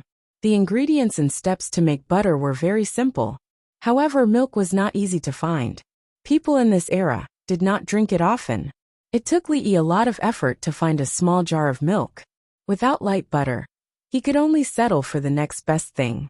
After tasting it with chopsticks, he found that it was sweet. Of course, the taste could not be compared to real butter, but it was passable. Young master, is it delicious? The servant girl blinked her eyes and looked at him. If you want to eat it, go get a spoon yourself. Remember not to eat too much, or you'll get fat. Li could tell what she was thinking at a glance, and waved his hand. He got some butter on his hand, and planned to go out and get some water to wash it. Rui's birthday was coming up soon. He originally planned to make a butter cake, but he did not have enough ingredients and tools. If he made it too ugly, it would have the opposite effect. So, Li decided to make a new plan. After wiping his hands and returning to the kitchen, he saw that Mississippi Lu was also eating the butter with a spoon. He walked over and shook his head. That's not how you eat butter. Xiao Huan raised her head and looked at him in confusion. Didn't the young master just tell him to eat it with a spoon? First, you have to wash your hands. Li raised his hands and scooped a spoonful of butter into his palm. He shook it in front of Mississippi Lu. Under her confused and curious gaze, he quickly smeared the butter on her pretty face. Because they were too close, Mississippi Lu was waiting for Li to tell her how to eat it. Before she could react, Li's figure had already disappeared from the kitchen. Haha, this is the correct way to use butter. Bang! An arrogant laughter came from outside the door. Mississippi Lu's beautiful eyes were full of anger. She bent 2 fingers slightly, and the wooden spoon broke into 2 halves in her hand. Haha, second miss your face. Xiao Huan looked at her and laughed. After Lu Rui glared at her, she immediately covered her mouth and smiled from her eyes. Li walked out of the yard in a happy mood. Considering her face, Mississippi Lu would definitely wash her face before coming out. At that time, he might have almost reached the county government office. Life should be fun like this. Occasionally, it was a good thing to let Mississippi Lu, who only knew how to make trouble for him, suffer. Humming a light tune, he couldn't help but be stunned when he walked out of the door. Uncle Li, why are you here? Li looked at the Li family's villager standing at the door and asked in confusion, Your Excellency, why did you move here? If it weren't for Arrestor Lu, I wouldn't have found this place. The villager said with a smile. There were 2 other people standing beside the villager. Before Li could say anything, the old man on the right suddenly became extremely excited and murmured, Yes, it must be him. He looks 70% similar to young master when he was young. His eyes are so lively. He must have taken after Miss He. The old man suddenly took a step forward and grabbed Li Yi's arm. He looked him up and down. Because he was too excited, even his voice was trembling. What are you doing? Seeing a man grabbing his son-in-law at the door from a distance, Fong strode over and shouted harshly. Chapter 293. Li Yi's words were stuck in his throat before he could say them out. What young master and Miss He? What was the old man talking about? Why couldn't he understand a single word? Hey, what are you doing? Seeing that the old man was pulling his son-in-law, Fong walked over quickly and wanted to pull him away. The young man beside the old man frowned slightly. In order to avoid affecting the touching scene of Uncle Li and the young master recognizing each other, he stepped forward and blocked in front of the big man, who didn't know what to do. Bang! Fong raised his hand and slapped the guy who was blocking the way away. He found that the old man just now had let go of his son-in-law. The young man got up from the ground and rubbed his still aching chest. He looked at Fong, as if he was looking at a monster. It's good that you found him. It's good that you found him.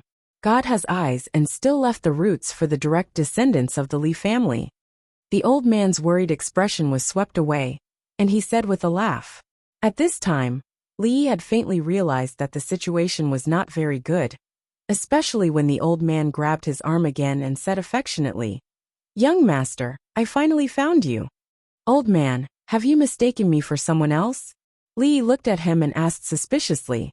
"I'm not mistaken, I can't be mistaken. Young master and young master look too much alike when you were young. This old servant will not be mistaken. If old madam knows that young master has a child, she will definitely be very happy." The old man was so excited that his beard was trembling, and his gaze never left Li Yi's face. After 3 generations, the once glorious Li family had already declined. The younger generation only knew how to indulge in sensual pleasures, and had no desire to improve. In a few decades, they would probably be kicked out of the ranks of nobles. The young master was so young, but he had actually received the emperor's appreciation. After he returned, he might be able to revive the Li family and restore the Li family to its former glory. Looking at the old man's expression, Li knew that it would not be easy to persuade him. He looked at the old man and said helplessly, "Uncle Li, tell this old man if I am the young master he mentioned." "Sir, there should be no mistake," said the village chief with a nod. Li Yi was stunned. He looked at the village chief and asked, "Didn't you say that my father is the only elementary scholar in the Li family village?" "Indeed." The village head nodded and explained, "Li Xiaocai is from the Li family village, but he settled here later, and wasn't born in the Li family village. There are so many people with the surname Li in the world. How can they all be born and raised in our Li family village?" The Muramesa said with a matter-of-fact expression, which made Li Yi want to slap his old face with the sole of his shoe. The old man smiled and said, "Young master, come back to the capital with us this time. It's the old madam's 60th birthday. This old servant is here to take you back. But, if the old madam sees you, she will definitely be very happy." Old Fong, who was watching from the side, was dumbfounded. What the hell was going on? Why couldn't he understand what they were saying? While Fong didn't understand, Li finally understood. The Muramesa must have been fooled, or these two people had colluded to deceive him, so they made up such a story. Damn!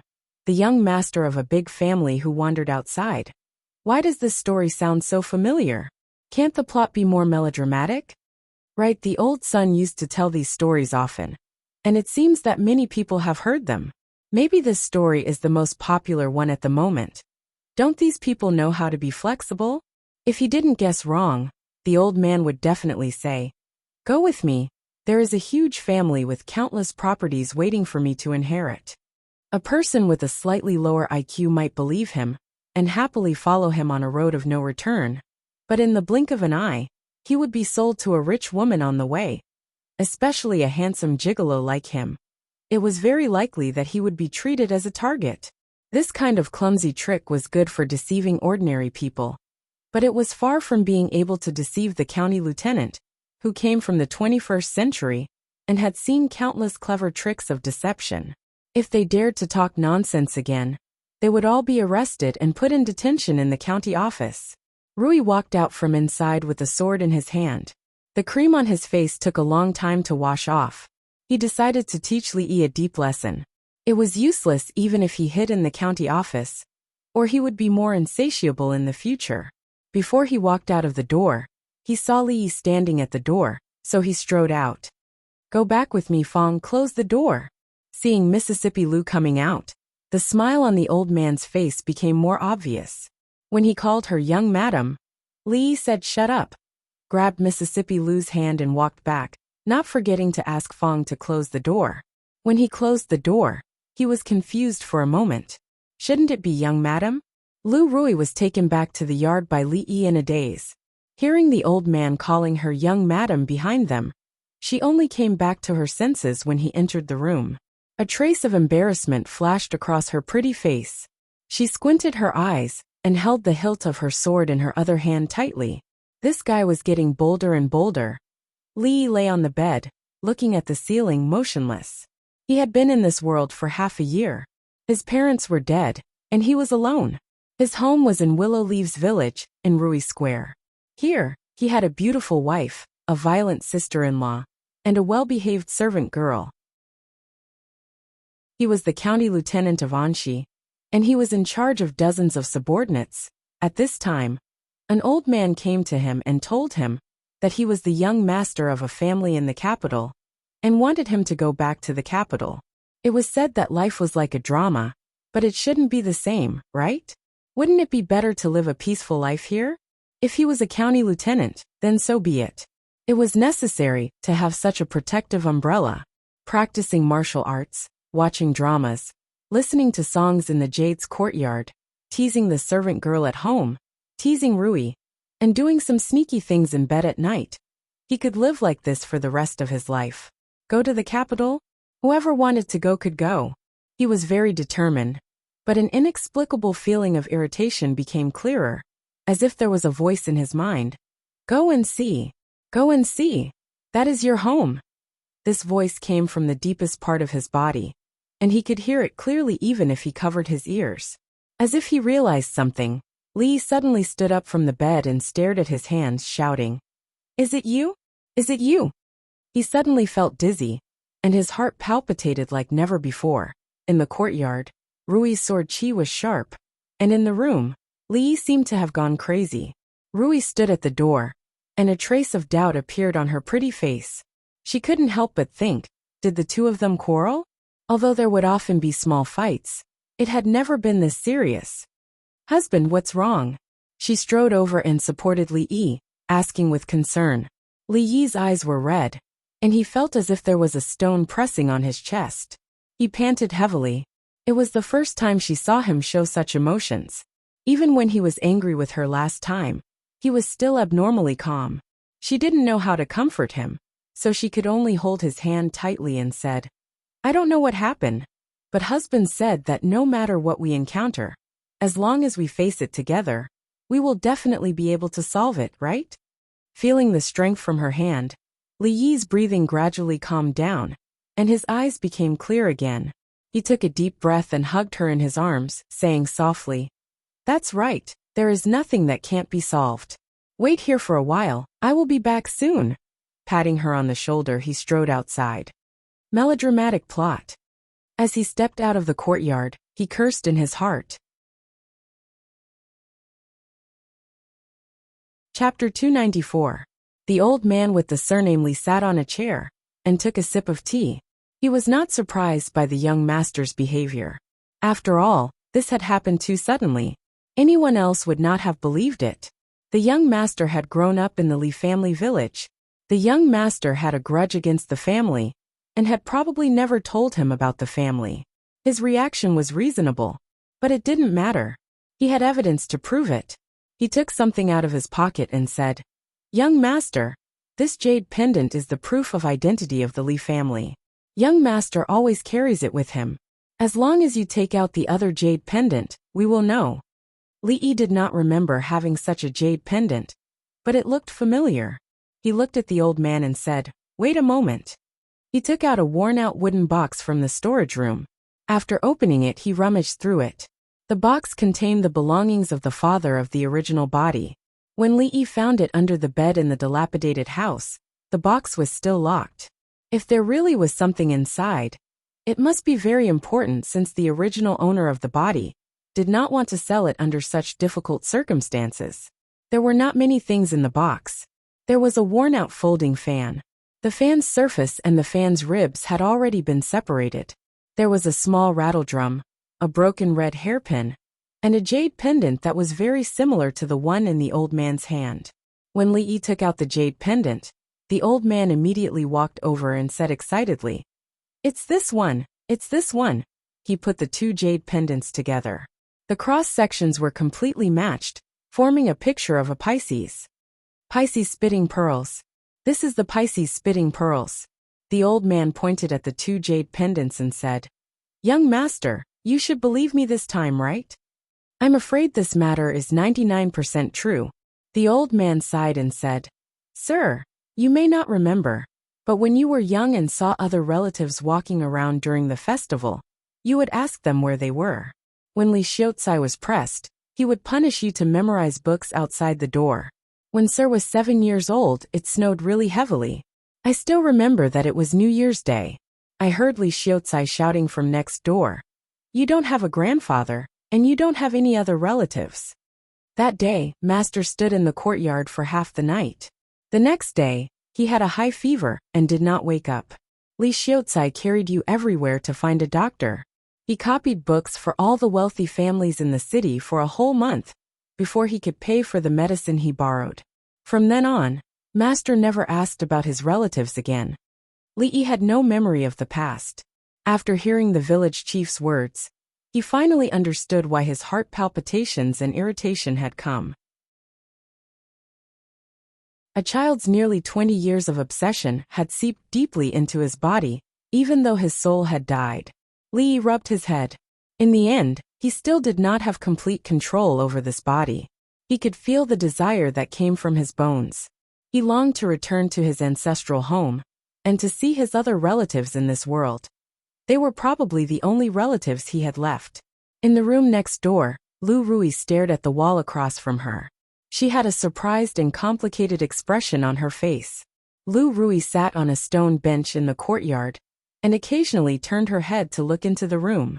Her beautiful eyes were shining, and no one knew what she was thinking about.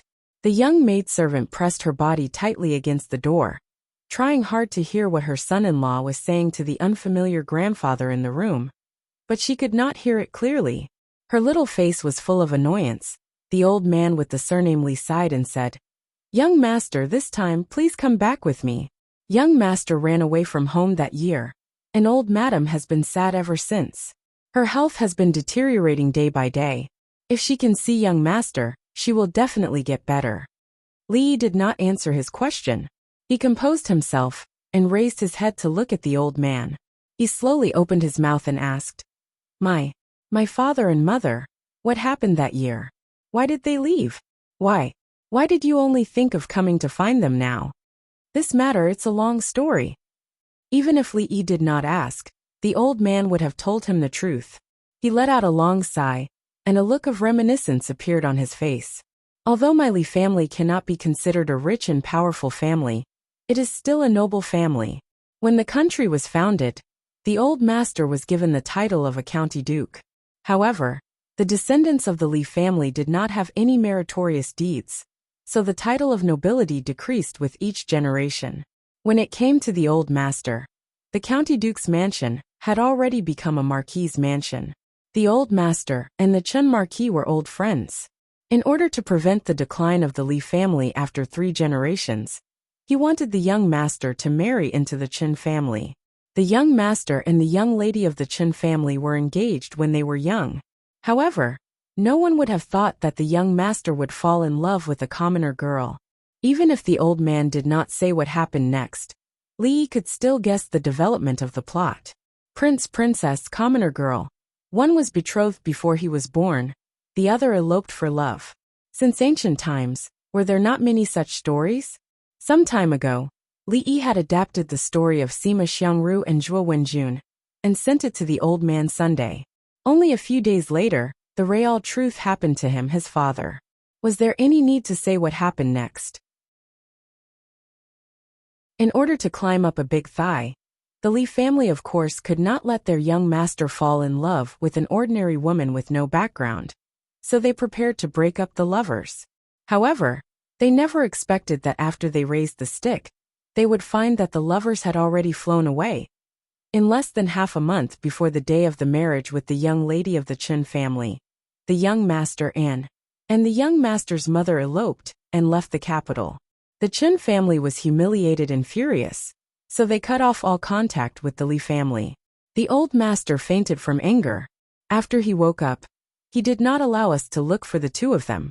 He only thought that the Li family did not have this unfilial descendant. I have searched secretly for many years and finally got the news of the young master. But, I did not have enough time. I see. Li nodded, stood up and said, Xiaohuan, see the guests out. The next moment, the figure of the little maid appeared at the door. Young master. The old man stood up and looked anxious. Li waved his hand and said, You can go back. Tell them that the young master of the Li family has passed away. There is no young master, and you have never seen me. Seeing him striding out, the old man was about to chase after him, but the Muramesa pulled his arm. I watched this child grow up. You owe him too much. Give him some time. At this moment, the Muramesa was like a wise man. Actually, Li did not think that the Li family owed him anything. Even if they owed something, they owed it to his two parents that he had never met. He knew very well where he came from. The identity of the original owner of his body could not be said to have nothing to do with him. But really, it was not that important. The problem was that he could not get rid of the influence of the obsession in his body. He did not know if it was an illusion, or if it was because of some unknown reason. He needed time to think about it. The old man with the surname Li walked to the door and cupped his hands at the two women in the courtyard. He said, Young master, madam, second madam, I will leave now. Lu Rui's hand was already holding the hilt of his sword. Rui patted his hand lightly before putting it down. Madam, second madam, goodbye. The young man called Li Zheng cupped his hands and turned to leave. Get lost. The old man with the surname Li and the Muramesa had just walked out of the courtyard when they saw a figure fly out from inside. Chapter 295. Miss, who is that old grandpa? I've never seen him before. After hearing Rui's words and closing the door, the servant girl walked back and asked in confusion. After seeing her, the young master went back to his room without saying a word. His sullen look immediately made the servant girl have a bad impression of the old man. Rui rubbed her head and said, The young master is thinking about something very important. Don't disturb him. Oh, Xiao Huan replied in a low voice and quietly walked to the door. After taking a look inside, she tiptoed to the kitchen. It was getting late, and it was time to cook dinner. Li lay on the bed and stared blankly at the ceiling again. The difference was that this time his mind was empty. As he stared, his eyelids became heavy. The north wind whimpered, and the whole world was covered in white. Dad, why do Li Dong and Li Bei all have grandpas? Where's my grandpa? A young man in thin clothes stood in the courtyard and asked loudly in the heavy snow. The white snow fell on his head and shoulders. His lips were purple from the cold, but the determined expression on his face did not change at all. You don't have a grandpa. After a long time, a hoarse voice came from the room with the flickering candlelight. Why? The young man shivered, and his voice became louder. I said no means no. Don't ask again.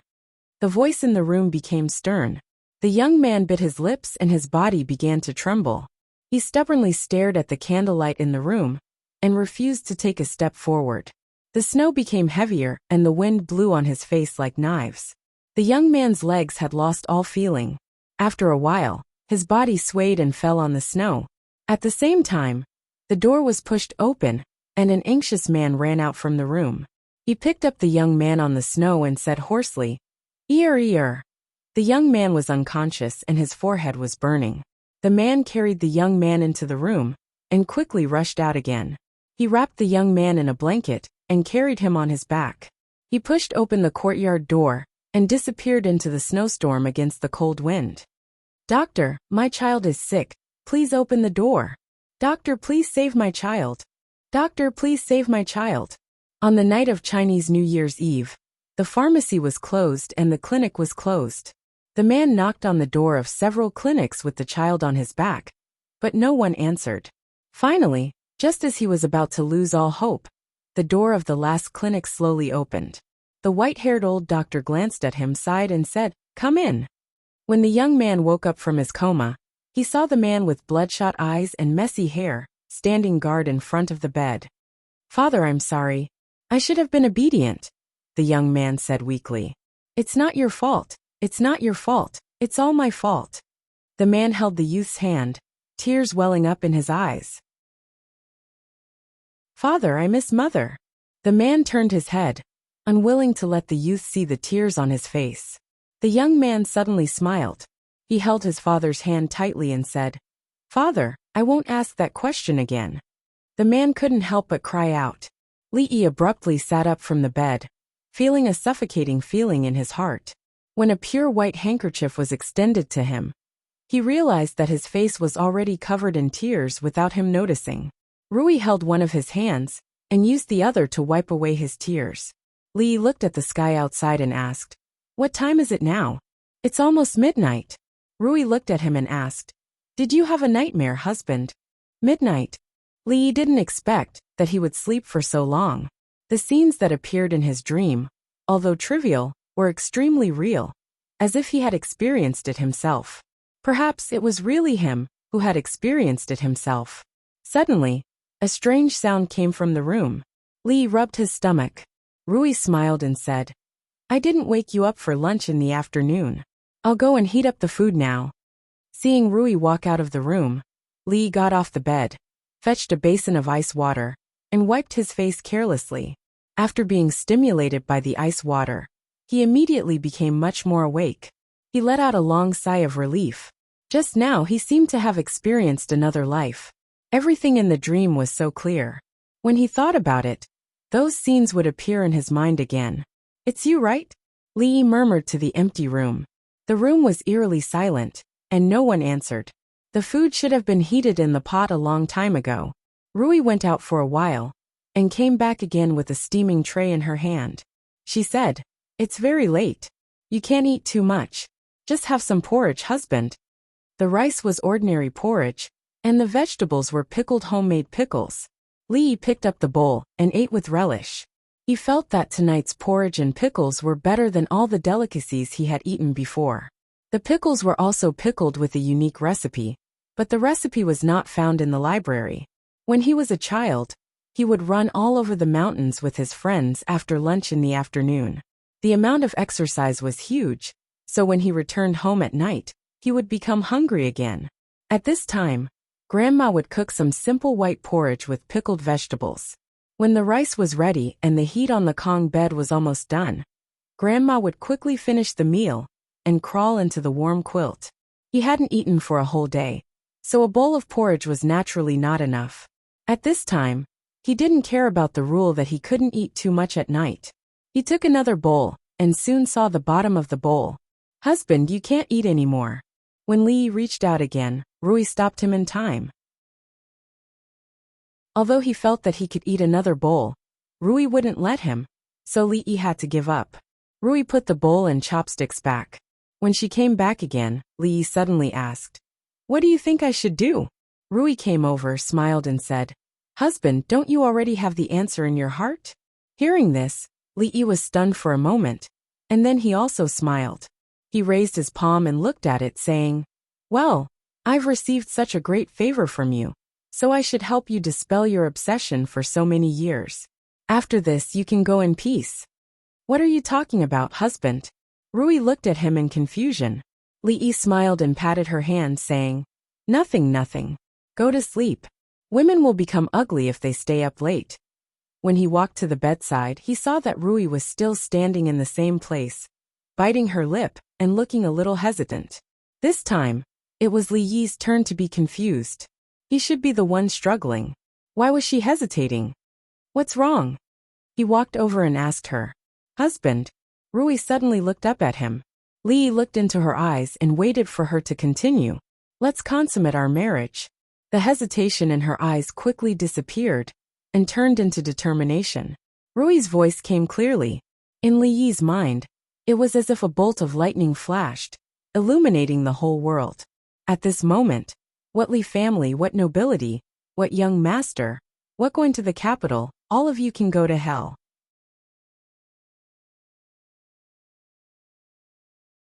Chapter 296.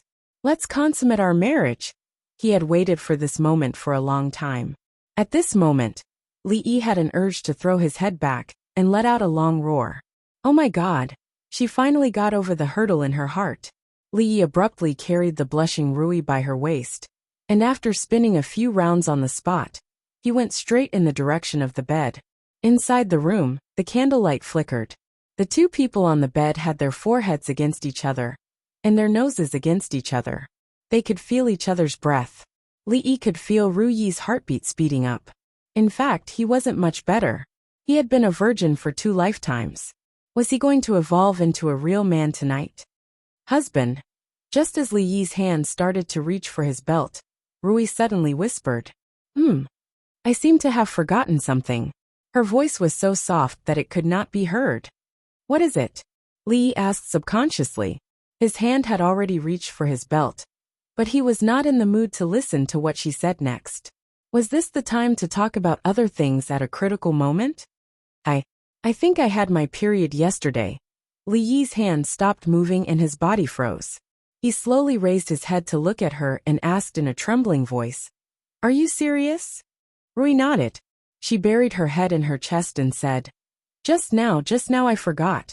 When she said this, her voice was almost inaudible. It was not easy for her to muster the courage to take the last step, but she had forgotten the most important thing. Although she was still immature, Auntie Fong had already taught her about the matters between husband and wife after the wedding ceremony that day. When a woman was on her period, they could not consummate their marriage. She was already very thin-skinned, and after making such a big mistake, she no longer had the face to raise her head to look at Li Yi. You can't play with me like this. Li Yi fell straight down, and all the hot blood in his body was instantly extinguished. The feeling of falling from the top of the mountain to the bottom of the valley was like riding a roller coaster. It was really King awesome. Husband. Seeing that there was no sound from beside her, Rui thought that he was angry, so she raised her head and spoke softly.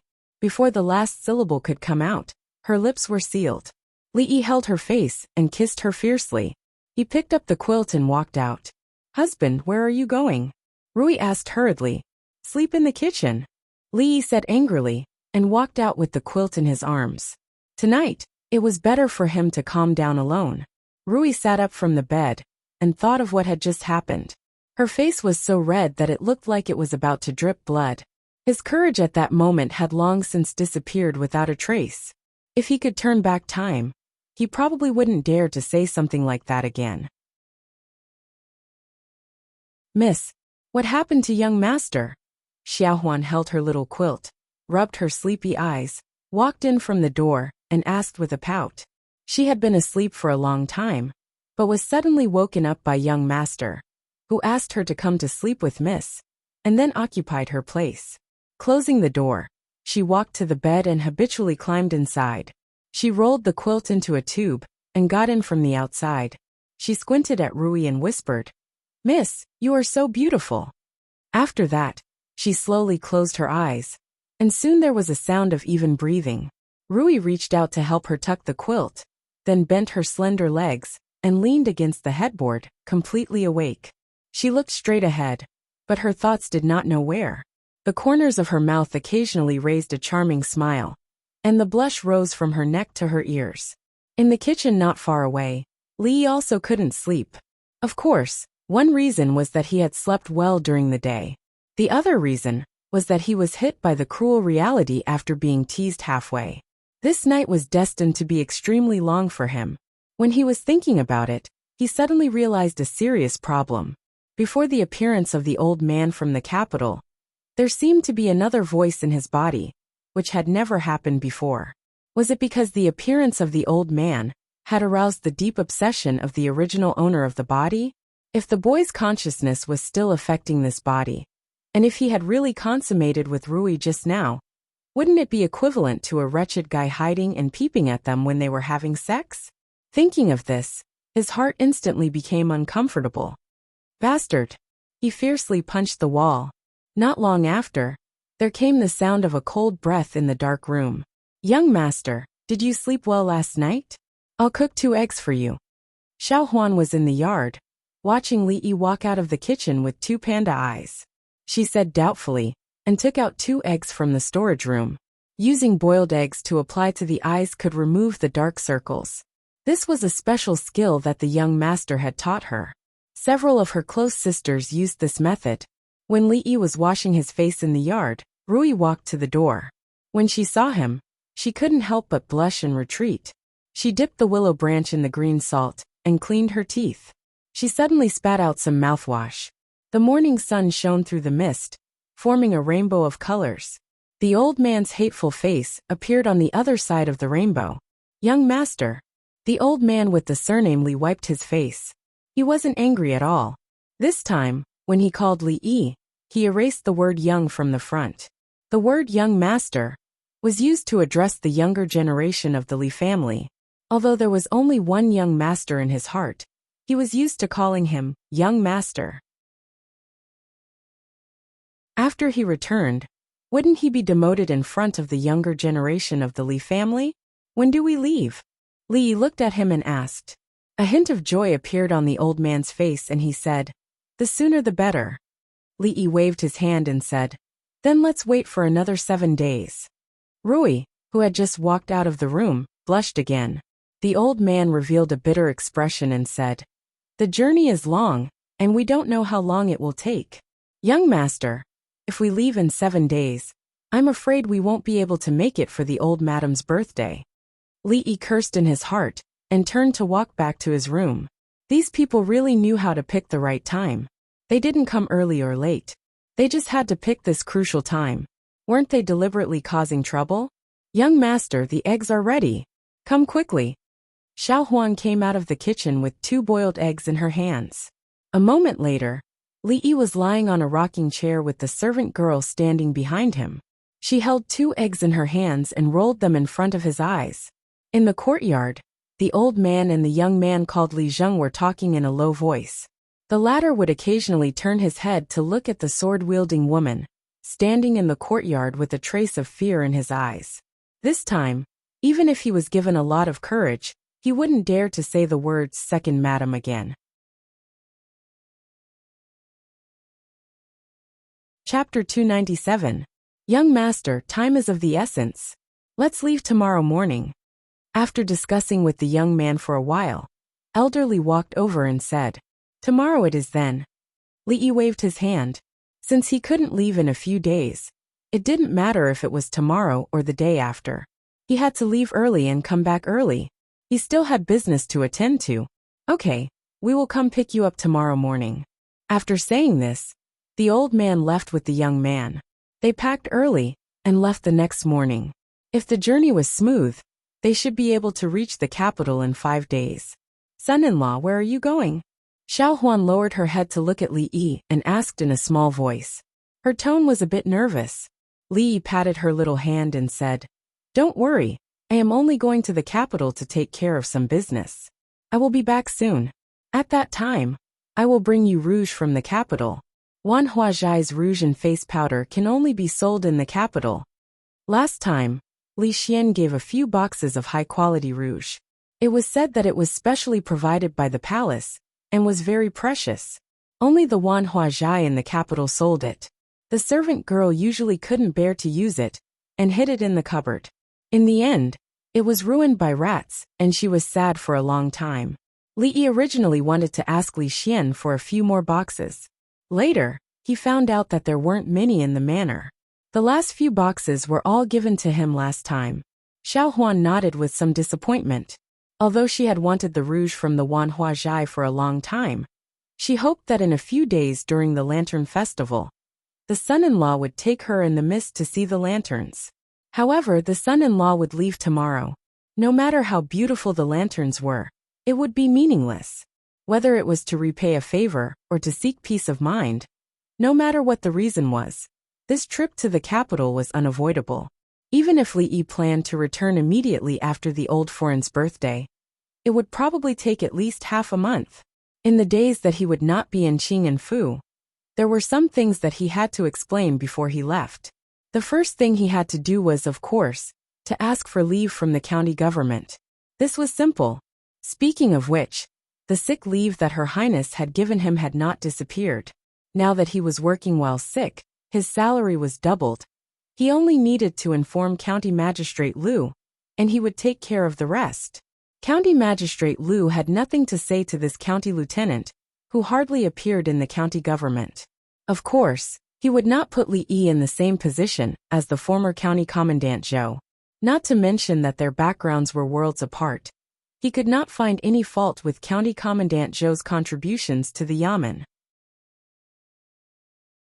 These days, Under the instruction of the magistrate of Qing and Prefecture, the county magistrate of Qing and Prefecture had sent the county lieutenants to Anxi County, while the county magistrate of Anxi County had personally come to Anxi County to inspect the working style of the Anxi County government. Before he left, he intentionally left a few bailiffs to stay in the Anxi County government to learn about the reform. The good public security of Anxi County was widely publicized as an example. County Magistrate Liu had been an official for many years, but this was the first time he felt so proud. Li walked out of the county government and went straight to the theater. He also had to inform Wan Ruoqing and Old Man Sun that they had to stop the expansion of the theater for the time being. They had to manage the current territory first. If the foundation was not stable, there was a high chance that the theater would collapse in the future. Don't worry, sir. With our current manpower, running the few theaters in and out of the city is already our limit.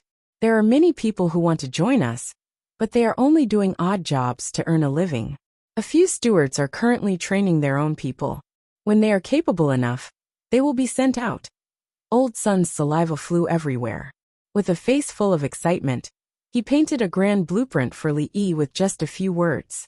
It seemed that he wanted to open theaters in all the prefectures of the Jing Kingdom in his lifetime. Everyone was busy. Even Wu Er, who had just joined the theater, was no exception. The eldest son of the Wu family continued his business of escorting goods and transporting goods. At the same time, he collected information from all walks of the martial arts world. Anecdotes about the martial arts world and the ranking of the best had been completely handed over to Wu Er. The few storytellers under him used the fastest speed to weave the martial arts world's matters into all sorts of stories. The ranking of the Wulin heroes changed 3 times a day. Its influence was no longer limited to Qing and Prefecture. It was quite well known in the neighboring prefectures. Wan Ruoqing was still so beautiful and charming, but she had become a lot thinner. Li Yi frowned and said, "As for the theater, just let the people under you handle it. You just need to control the overall situation and avoid any big mistakes. Don't work too hard." Li Yi's original intention was to let them use their own abilities to change their poor lives. He didn't expect that the small brothel at the beginning would develop into such a huge organization. Wan Ruoqing's body was already weak. If she collapsed, it would not be worth it. Got it. Wan Ruoqing smiled and nodded. It was beyond her expectations that the theater could reach the scale it was today. Step by step, they had all put in a lot of effort for it. Naturally, they treasured it very much. They handled all the big and small things personally. More importantly, she really wanted to make some achievements and show him. That's right. Sister Ruoqing gets up before dawn every day and doesn't go to sleep after midnight. She has lost a lot of weight these days. The girl named Xiao Zhu said indignantly. Li patted her on the shoulder and said, "From now on, you are Sister Ruoqing's personal butler. Your monthly salary is the same as the other butlers. The only thing you need to do is to look after her and not let her work too hard. Do you understand?" Yes. The young girl's face flushed red as she patted her small chest and promised, "Don't worry. I will definitely raise Sister Ruoqing until she is fair and plump, just like before." No, she was too thin before. She has to be a little fatter. Li Yi smiled and then looked at them and said, "I have to go out for a period of time. If there is anything, you two can discuss it. If there is any trouble that you can't solve, go to the county government to find Arrestor Liu." When passing by the gate of the Jade Courtyard, Li stopped for a moment. When he was hesitating whether to go in and say goodbye, the girl standing at the gate welcomed him with a smile. "Child, do you want to come in and have some fun?"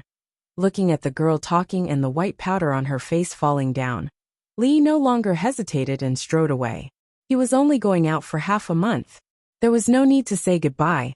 He had asked Xiao Cui to send the things over. At most, when he came back, he would treat her to a meal and apologize in person. It should be sincere enough, right? When he stepped into the house, Rui was helping him pack up. There was a bulging bag on the table, and she was putting a few silver ingots into another small bag. "These," Li pointed at the bag. Rui explained, "they are all clothes to change. It is not convenient to use the silver notes. It is a long journey. Husband, bring more silver. It is old madam's birthday. You should buy some decent gifts. Don't be laughed at. By the way, it is inconvenient for me. Let Rui go to the capital with you. I don't know what will happen on the way. With Rui, she can protect you. Li stood rooted to the spot in a daze as he watched her tidy up and ramble on. She was a peerless expert of her generation. Yet she was behaving like a little lady. At this moment, the scene was really like a wife talking about her husband before he went away. It was also a feeling that Li had never experienced in his 2 lives. The first time he saw the woman who smashed the wooden table with her palm and said, "I am Lu Rui."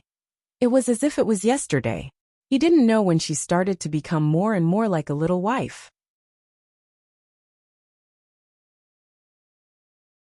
Chapter 298.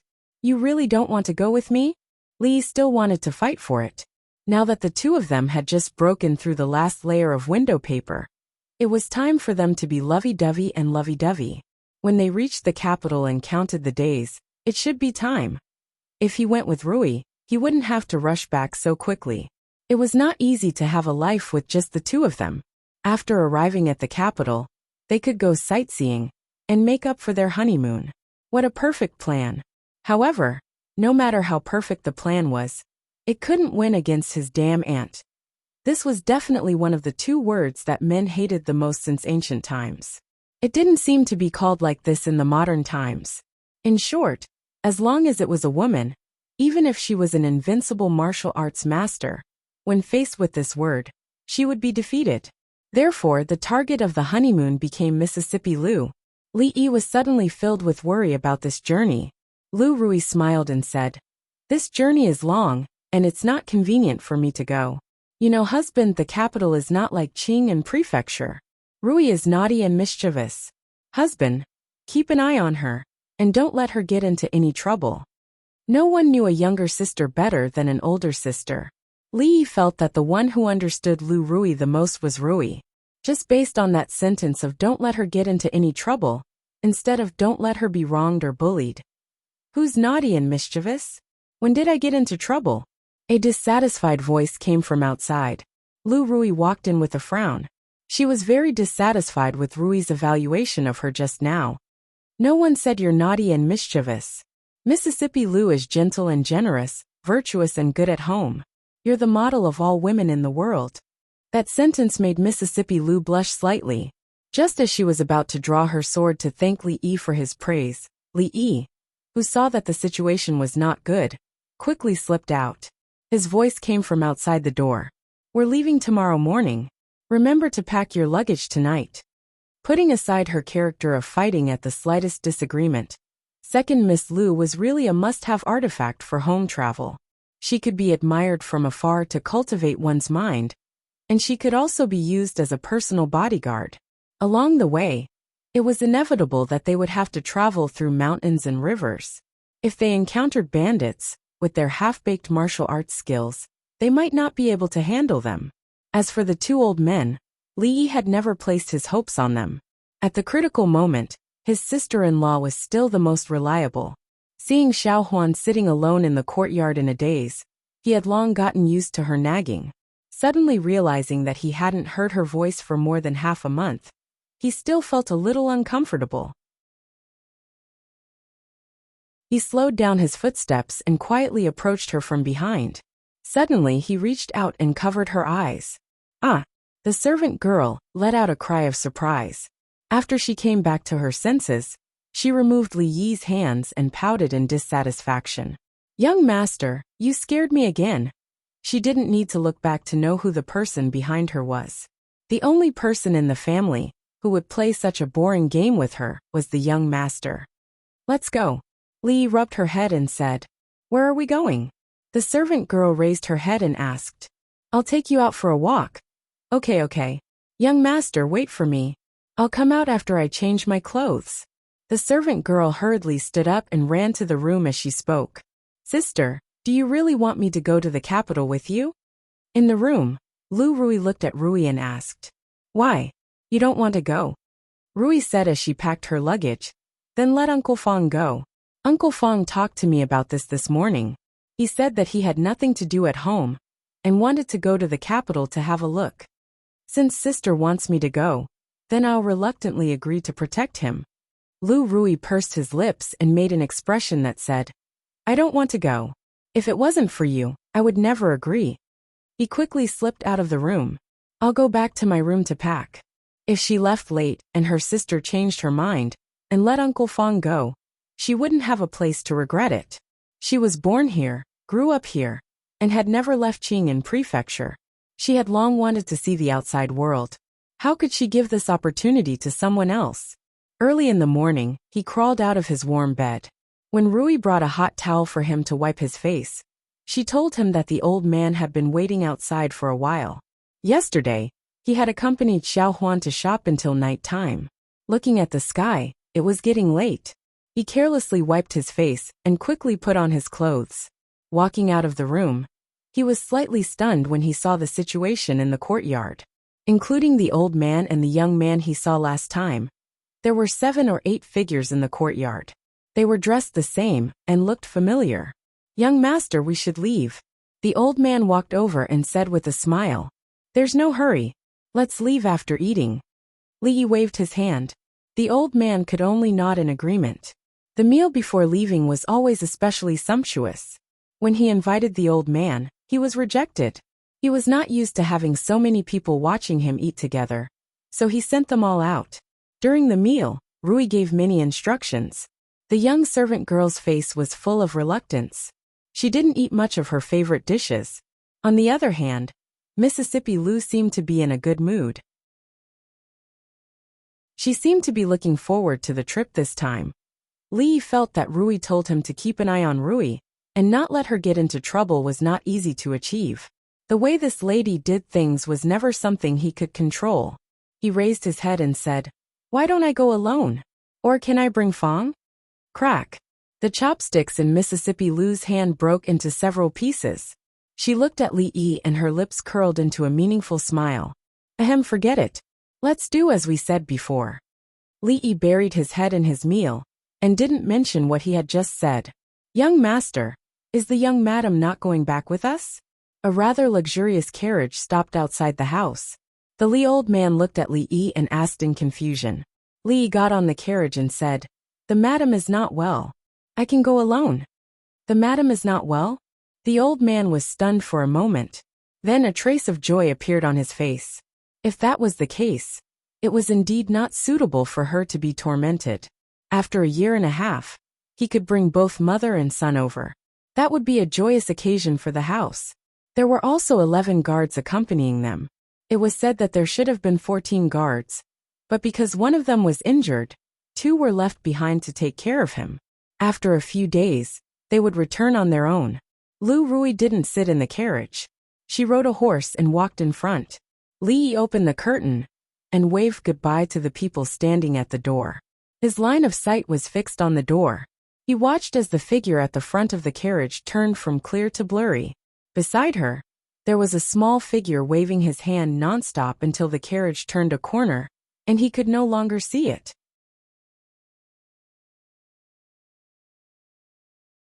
Chapter 299. The carriage drove out of the city gate and headed east along the official road. The stable carriage gradually became bumpy. The so-called official road was actually just a slightly flat dirt road. It was far from the asphalt road, or even cement road of the future. The carriage did not have any shock-absorbing properties. It was fine if the distance was short, but sitting in the carriage for a few hours was no different from riding a motorcycle on the village road of the future. Li had not felt this kind of torture in a long time. He let out a long sigh. If it wasn't for this, he should be flying with Rui and going on a sweet honeymoon.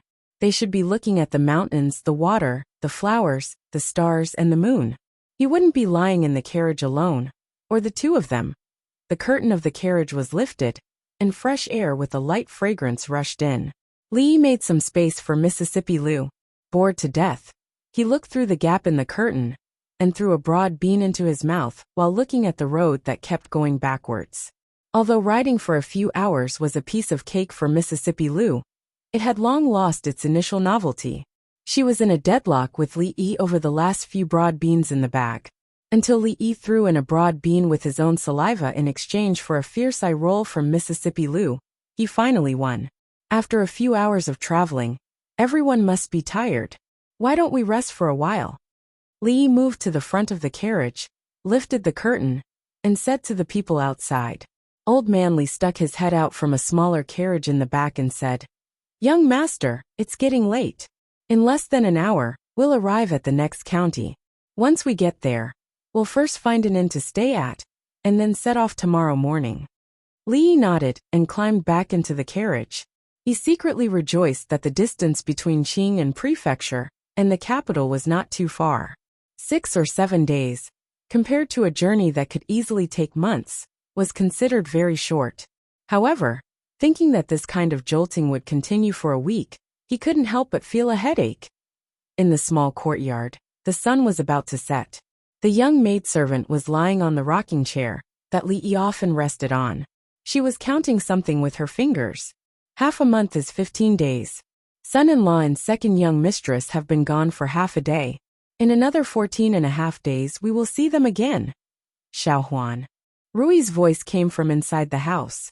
Hearing her mistress's voice, the servant girl responded with a, "Ah. Wash your hands and come back for dinner. I'll be back soon." She got up from the rocking chair and glanced out the door. When she saw Uncle Fong pass by, she turned around and walked back into the room listlessly. At the same time, Fong and a few other men had just walked out of the house.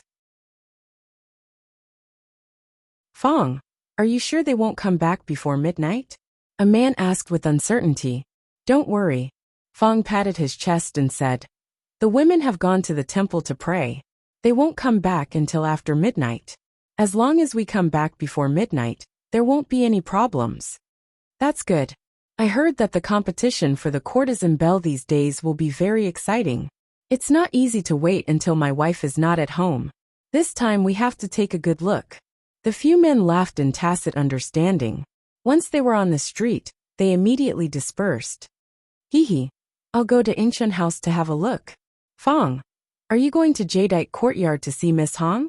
When only Fong and another man were left, the other man patted Fong's shoulder and left with a big smile. Old Fong cursed under his breath and walked in the opposite direction. At this time, in Jadeite Courtyard, the madam was hiding in the room, smiling happily. She was obviously in a good mood. It was a wise decision to invest all the resources on Chen Miao Miao. She was already a little famous, and in the past few days, she had earned a lot of attention. In addition, she had also worked hard to win the support of many young masters. Her popularity was comparable to those veteran courtesans. This year, she might be able to get one of the top 10 courtesans. The only pity was that drunken Mo seemed to be possessed by something. No matter what she said, she was not willing to compete for the position of courtesan belle. If she had such a thought, her ranking would definitely be higher than Chen Miao Miao's. She had been in this industry for a lifetime and had seen all kinds of temperaments. Someone like drunken Mo would suffer sooner or later.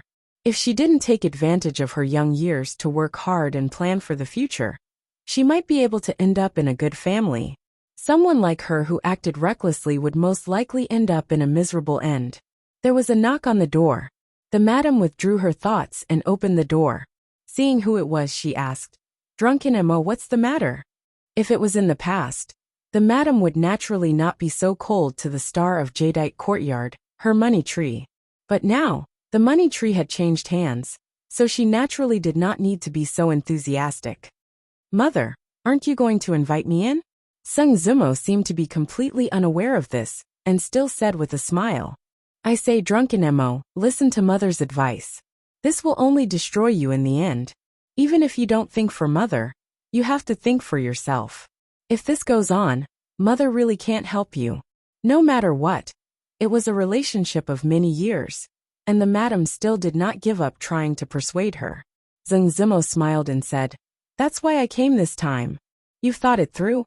The madam's eyes lit up. "Yes." Sing Zimo nodded and said, "I'm here to redeem myself." "Where did you get so much money?"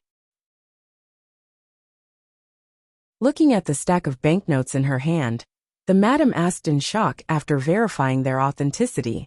The banknotes were real. As long as she went to the corresponding bank, she could exchange them for the equivalent amount of silver. The problem was, where did she get so much money? This money should be enough, right? Zhang Zimo looked at her and asked. Enough? The madam nodded mechanically. According to the reputation, everyone in the jadeite courtyard had a clear price for their redemption. No matter who it was, as long as they had enough money, she would let them go. Of course, she would not easily let go of drunk Emo in the past. But now, her reputation was not as good as before. After the top beauty competition, she was afraid that her reputation would drop a lot, and the money needed to redeem herself would naturally be less, at least far less than what she had in her hands. She was a little hesitant at this moment. What if drunken Emo? As soon as this idea came up, she rejected it. It was a foregone conclusion that Chun Miao Miao would replace her as the new face of jadeite courtyard. There would be no more changes. Drunken Mo's usefulness to her was actually dispensable. It was better to accept the silver and do her a favor. Have you really thought it through?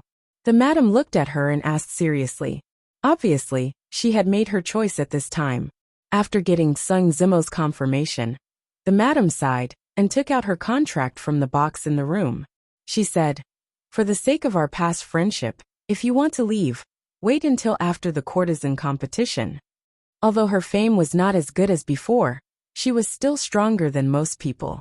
At this critical time, there was no harm in gaining more popularity for jadeite courtyard. Okay. It was just a few days later. She had waited for so many years. A few more days was nothing. Moreover, the contract was in her hands. The moment she got it, she was already free. When she walked out of the madam's room, Zhang Zimo felt unprecedentedly relaxed. She finally unloaded the mountain that had been pressing on her shoulders for a long time. She let out a long sigh of relief and walked all the way back to her room. It was as if she did not see the various complicated looks from her sisters in the past. She ignored Chun Miao Miao's gloating look. She pushed open the door and walked in. She saw Xiao Cui sitting by the bed with a sad face. This silly girl, she murmured. She had wanted to give her a surprise, but since she had promised her mother to keep it a secret, she could only tell her the news after the courtesan competition.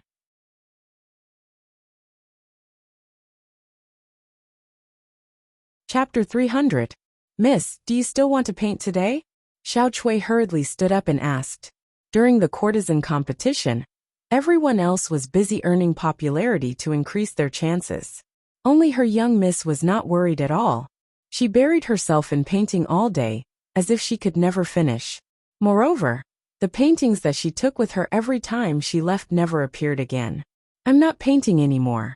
Help me prepare the bath water. We're going out in a bit. Zhang Zimo shook her head. She had already raised enough money to redeem herself, so there was no need to sell her paintings anymore. Moreover, the rarer something was, the greater its value.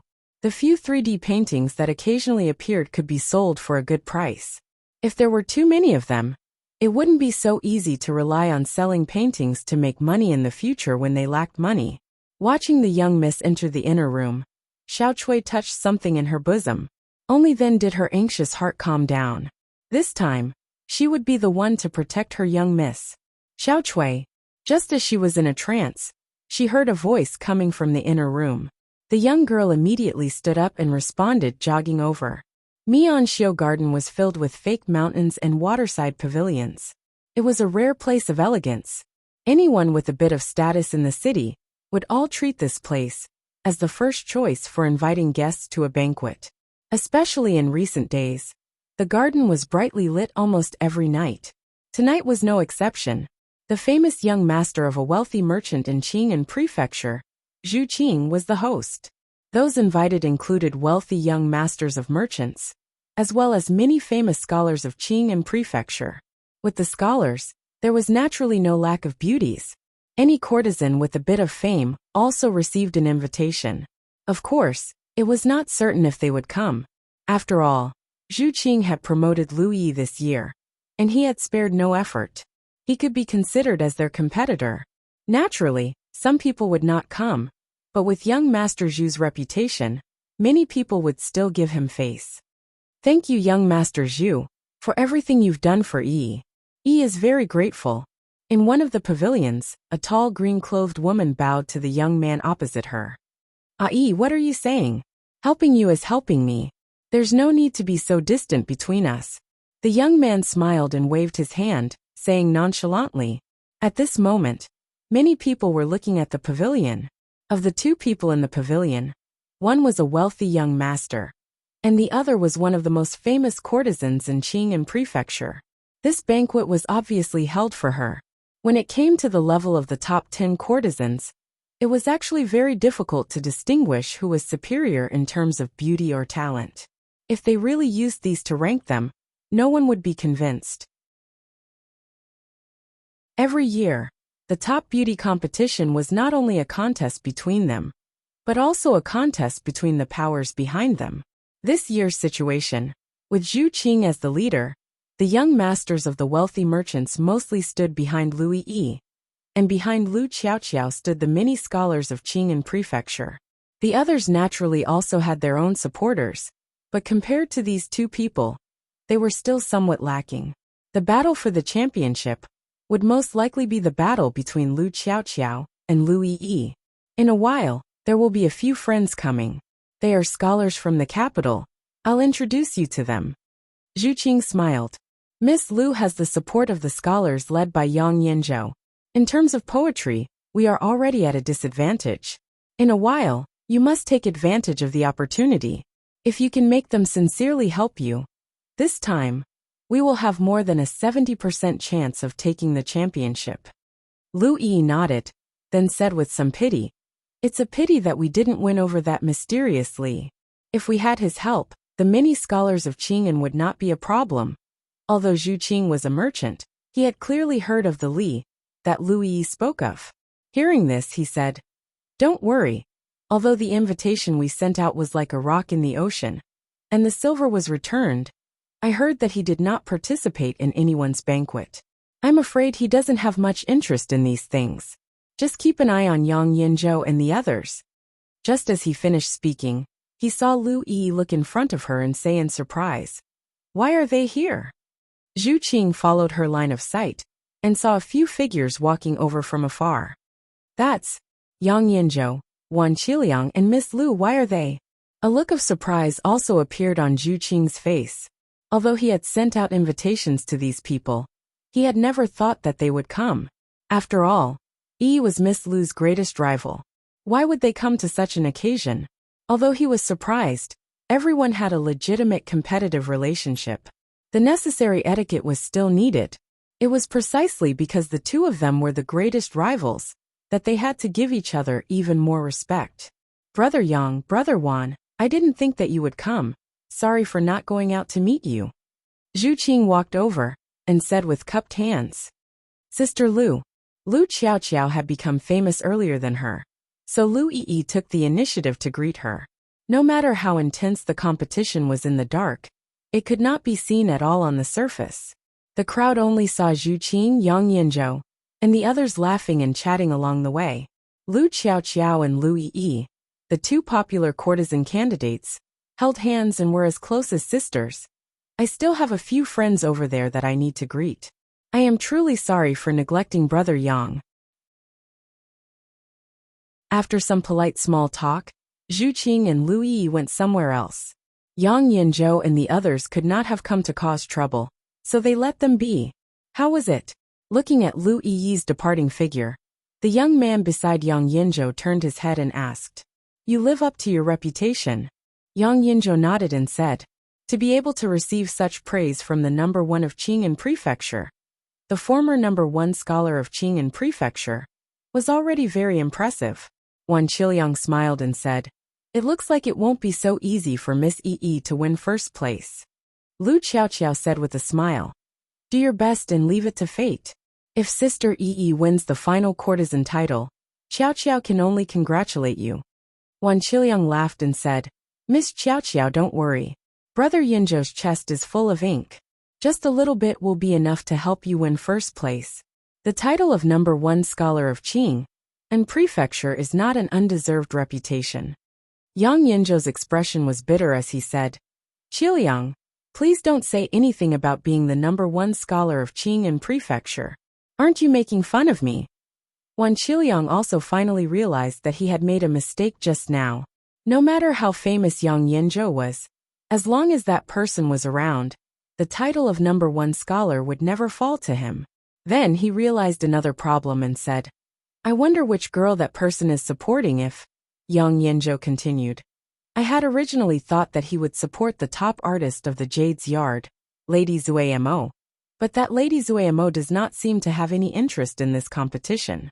It is said that she only studies painting in her room every day. You may not know, but one of Lady Zuamo's paintings is in high demand. A few days ago, I spent 200 taels of silver to buy one. Wan Qiliang nodded and said, It is also fortunate that she has no intention of competing for the title of courtesan.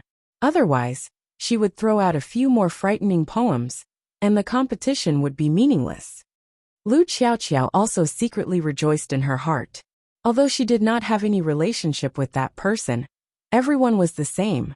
This time, the competition would still be fair. As she thought this, she raised her head and inadvertently glanced around. 2 figures who had just walked in appeared in her line of sight.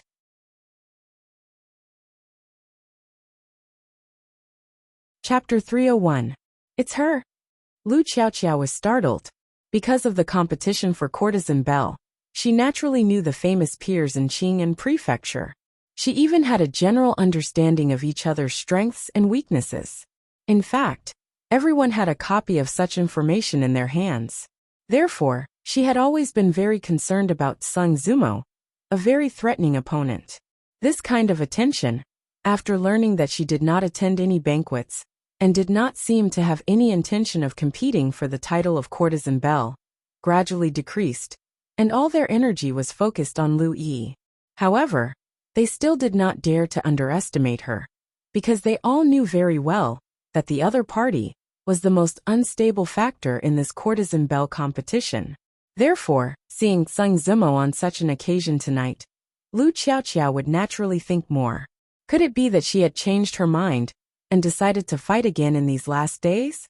Having missed the best time, this hope was very slim, unless Lu Xiaoqiao was not the only one who had this idea. Lu Yi also did not expect that Sung Zumo, who never attended such banquets, would actually come tonight. After greeting her and saying a few words, she felt uneasy for no reason. After Lu Yi left, Sung Zumo looked around and found that all the quiet places in the garden were occupied. She could only pull Xiao Chui to a relatively quiet table, planning to sit for a while and then leave. This would be considered as completing the task given to her by the procuress. Over there looks like Miss Zumo? Doesn't she never attend such occasions? How could it be? It really is her. I haven't seen Miss Zumo for a long time.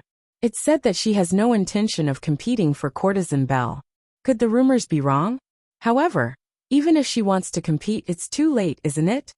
Although Sung Zumo rarely appeared in front of people these days, the popularity she had accumulated would not fade so easily. On the contrary, because of the recent silence, there were more people paying attention to her tonight. I didn't expect Miss Zumo to come too. Looking from afar, a trace of surprise appeared on Yang Yinzhou's face. Wan Qiliang cared about other things and said, just in time. After hearing what Yinzhou said just now, I also want to buy a painting from Miss Zumo. I wonder if she will give me face and give me a discount of a few dozen taels of silver. After all, I am not as rich as brother Yinzhou. As they chatted and laughed, they walked over. Sung Zumo naturally didn't know what the people in the distance were thinking. Looking at Xiao Chui, who was still frowning, she finally couldn't bear to let her worry, so she whispered a few words in her ear.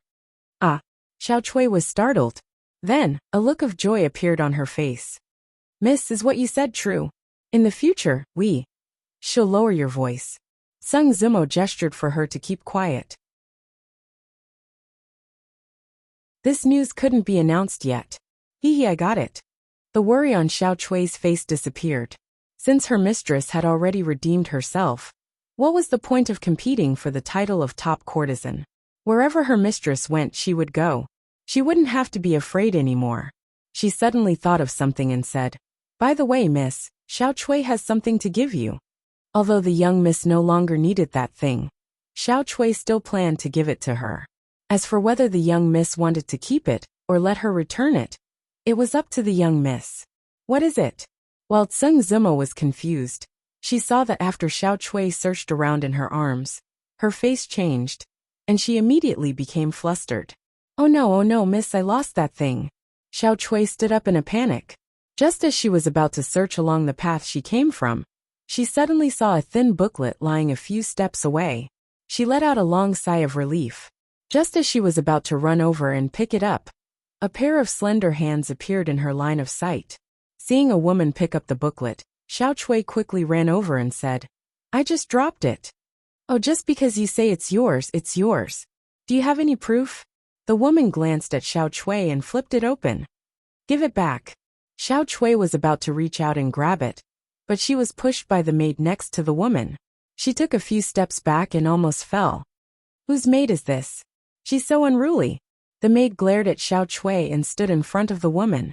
The woman naturally recognized that the young girl in front of her was the maid of Tseng Zimo, the top artist of the jadeite courtyard.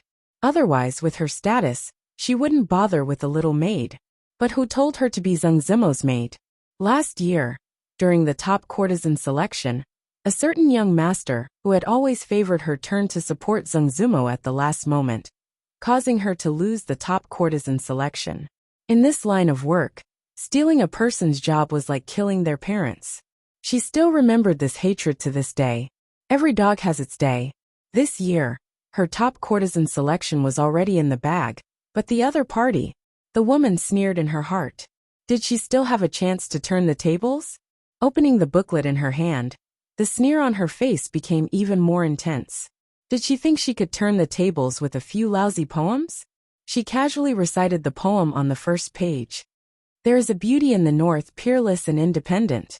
One glance can topple a city, and another can topple a country. Better not know how to topple a city or a country. A beauty is hard to find. After reciting the poem, the sneer on her face disappeared. She felt some regret in her heart. Even if a renowned courtesan didn't have attainments in poetry, how could they not have the ability to appreciate beauty?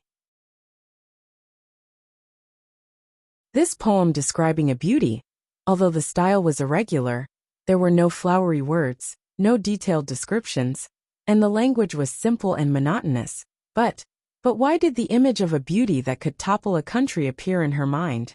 May I ask, Miss Hu, can I take a look at this poem? A voice came from behind her. Yang Yinzhou walked over with large strides and looked at her as he asked, Young Master Yang. Hu Ning'er looked at Yang Yinzhou and didn't know what to say. She had just picked up this booklet from the ground. How would she know who wrote this poem? Miss Hu, can I take a look at this item? Yang Yinzhou once again pointed at the booklet in her hand and asked. Hu Ning'er nodded her head in a daze and handed over the booklet in her hand. Yang Yinzhou was the head of the scholars in Qing'an Prefecture. He wasn't someone she could offend. Song of a Beauty. I didn't think that there would still be someone who could write a folk song poem of this level. I wonder who the scholar who wrote this poem is. Can you introduce me to him? Yang Yinzhou's face showed an expression of admiration as he looked at Hu Ning'er and asked. This poem was written for our family's mistress. Following the arrival of Yang Yinzhou and Lu Qiaoqiao, the crowd gradually gathered towards them. Xiao Chui's voice was blocked out by the crowd. Hu Ning'er's expression changed a few times before she suddenly smiled and said, To tell you the truth, this poem was given to Ning'er by a young master. That young master specifically told me not to reveal his identity. I hope young Master Yang doesn't take offense. Her face carried just the right amount of apology, as if there really was something that was difficult to say. Anyone who saw this would not have any thoughts of blaming her. This Song of a Beauty was completely different from those obscene lyrics and songs. There wasn't a single word of description in the entire poem, and it left one's imagination running wild. Even as a woman, Hu Ning'er couldn't wait to meet the beauty in the poem. If this poem could be publicized by Yang Yinzhou, it would greatly increase her reputation. Tseng Zimo, I'll reluctantly accept this gift. Hu Ning'er muttered inwardly, and the smile on her face became even more radiant. Devastatingly beautiful? How beautiful must this woman be? Even the legendary beauty Bao Si can't be compared to her. She only listened to a few lines of the poem, yet she's so eager to meet the beauty in the poem. In the next few days, I'm afraid the Golden Phoenix Pavilion's door will be trampled to pieces. Miss Ning's title of courtesan belle is in the bag. If the Golden Phoenix Pavilion invests more resources, she might even be able to fight for the title of courtesan belle. Hu Ning's heart was blooming with joy as she listened to the crowd's discussions. Tonight's surprise was simply too big for her. At this time, Yang Yinzhou flipped to a page, and in the next moment, a puzzled voice sounded in her ears. The clouds think of her clothes, the flowers think of her face, the spring breeze caresses the balustrade with dew. If we don't meet in the jadeite courtyard, we will meet under the moonlight on the Yaotai Pavilion. May I know when Miss Ning transferred to the jadeite courtyard from the Golden Phoenix Pavilion? Jadeite courtyard? Hu Ning's expression froze.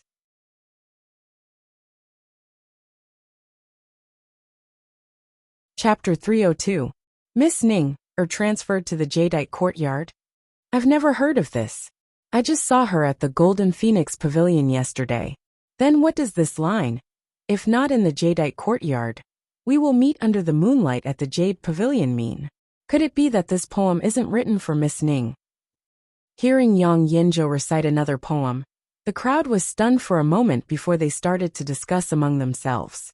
These famous courtesans didn't have to stay in the same place for the rest of their lives.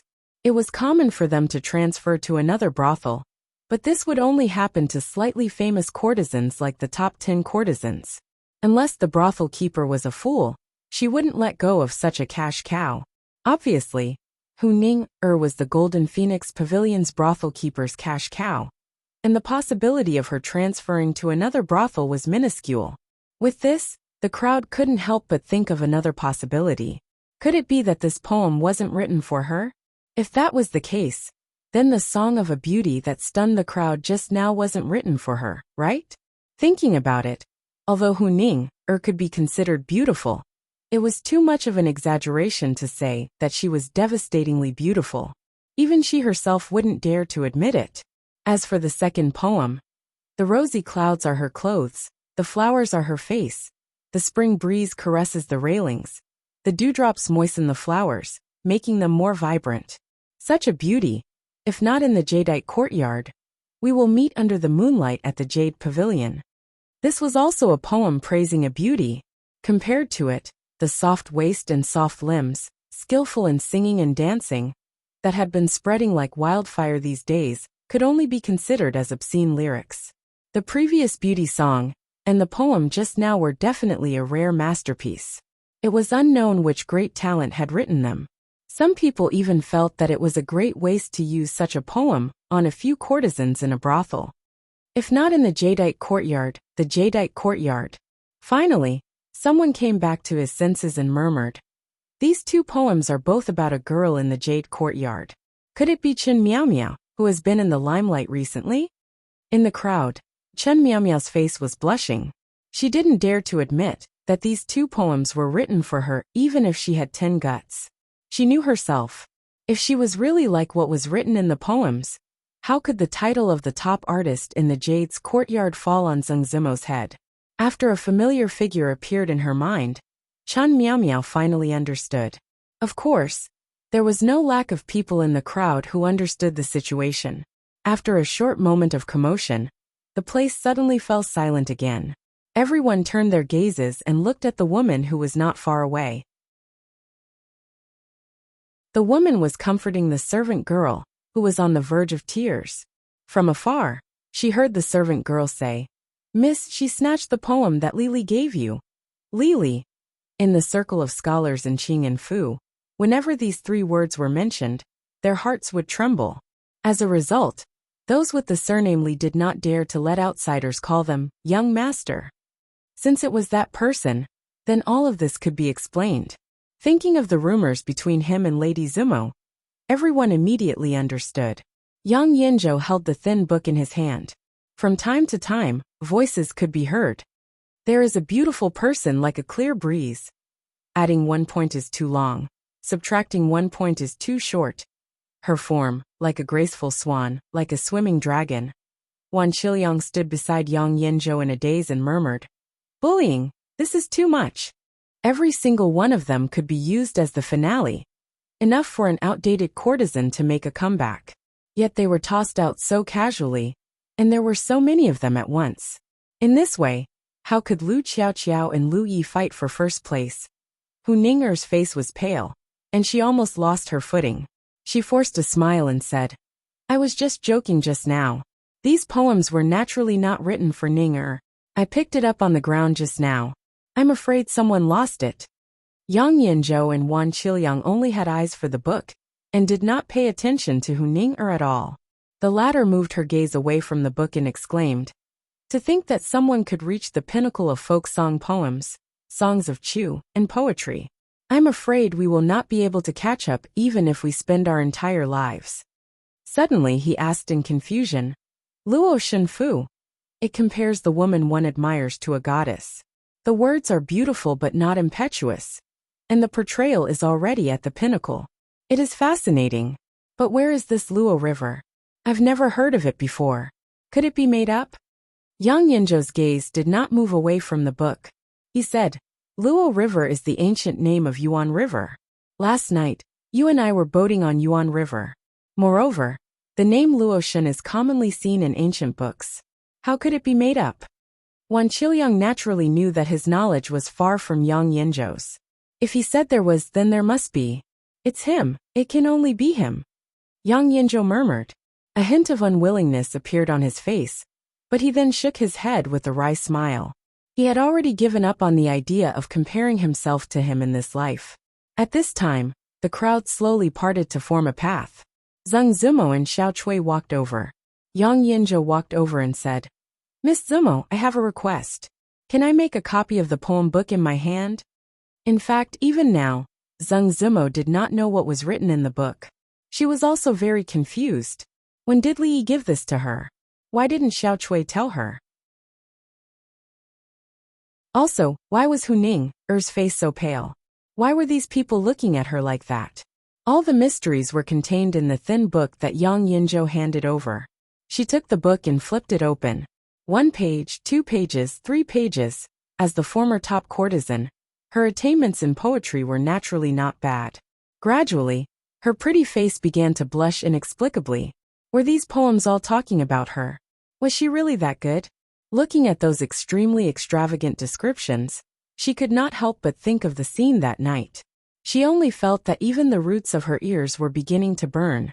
Outside the crowd, after Zhu Qing came back to her senses, she turned to the few young people beside her and asked, "How is it? Are you confident?" Confident? Those poems have already praised that woman to the heavens. Among all the scholars in the Jing kingdom, who would dare say the word confident? The leading young man shook his head. This was already beyond the scope of their competition. It was better to save some face. In the field, Lu Qiaoqiao and Lu Yi looked at each other, and saw the deep helplessness in each other's eyes. The two of them had fought for so long, but in the end, it was still like drawing water with a sieve. And the few people who had hopes of becoming the top courtesan, including Chun Miao Miao, all looked at Hu Ning'er with incomparably fierce eyes, as if they wanted to skin her alive. They did not want to compete for the top courtesan anymore. Damn Hu Ning'er, why did she have to recite poems for no reason? Sensing their malice, Hu Ning'er's face became even paler. She had probably become everyone's public enemy. You're tuning in to the Li Mei's Sword of Destiny YouTube channel. We're so grateful for your support, and don't forget to subscribe to join us on this incredible journey through captivating stories. Your generosity through donations truly makes a world of difference, as it's the primary source of revenue that allows me to expand and enhance this channel for you. Thank you from the bottom of my heart for being a part of this adventure.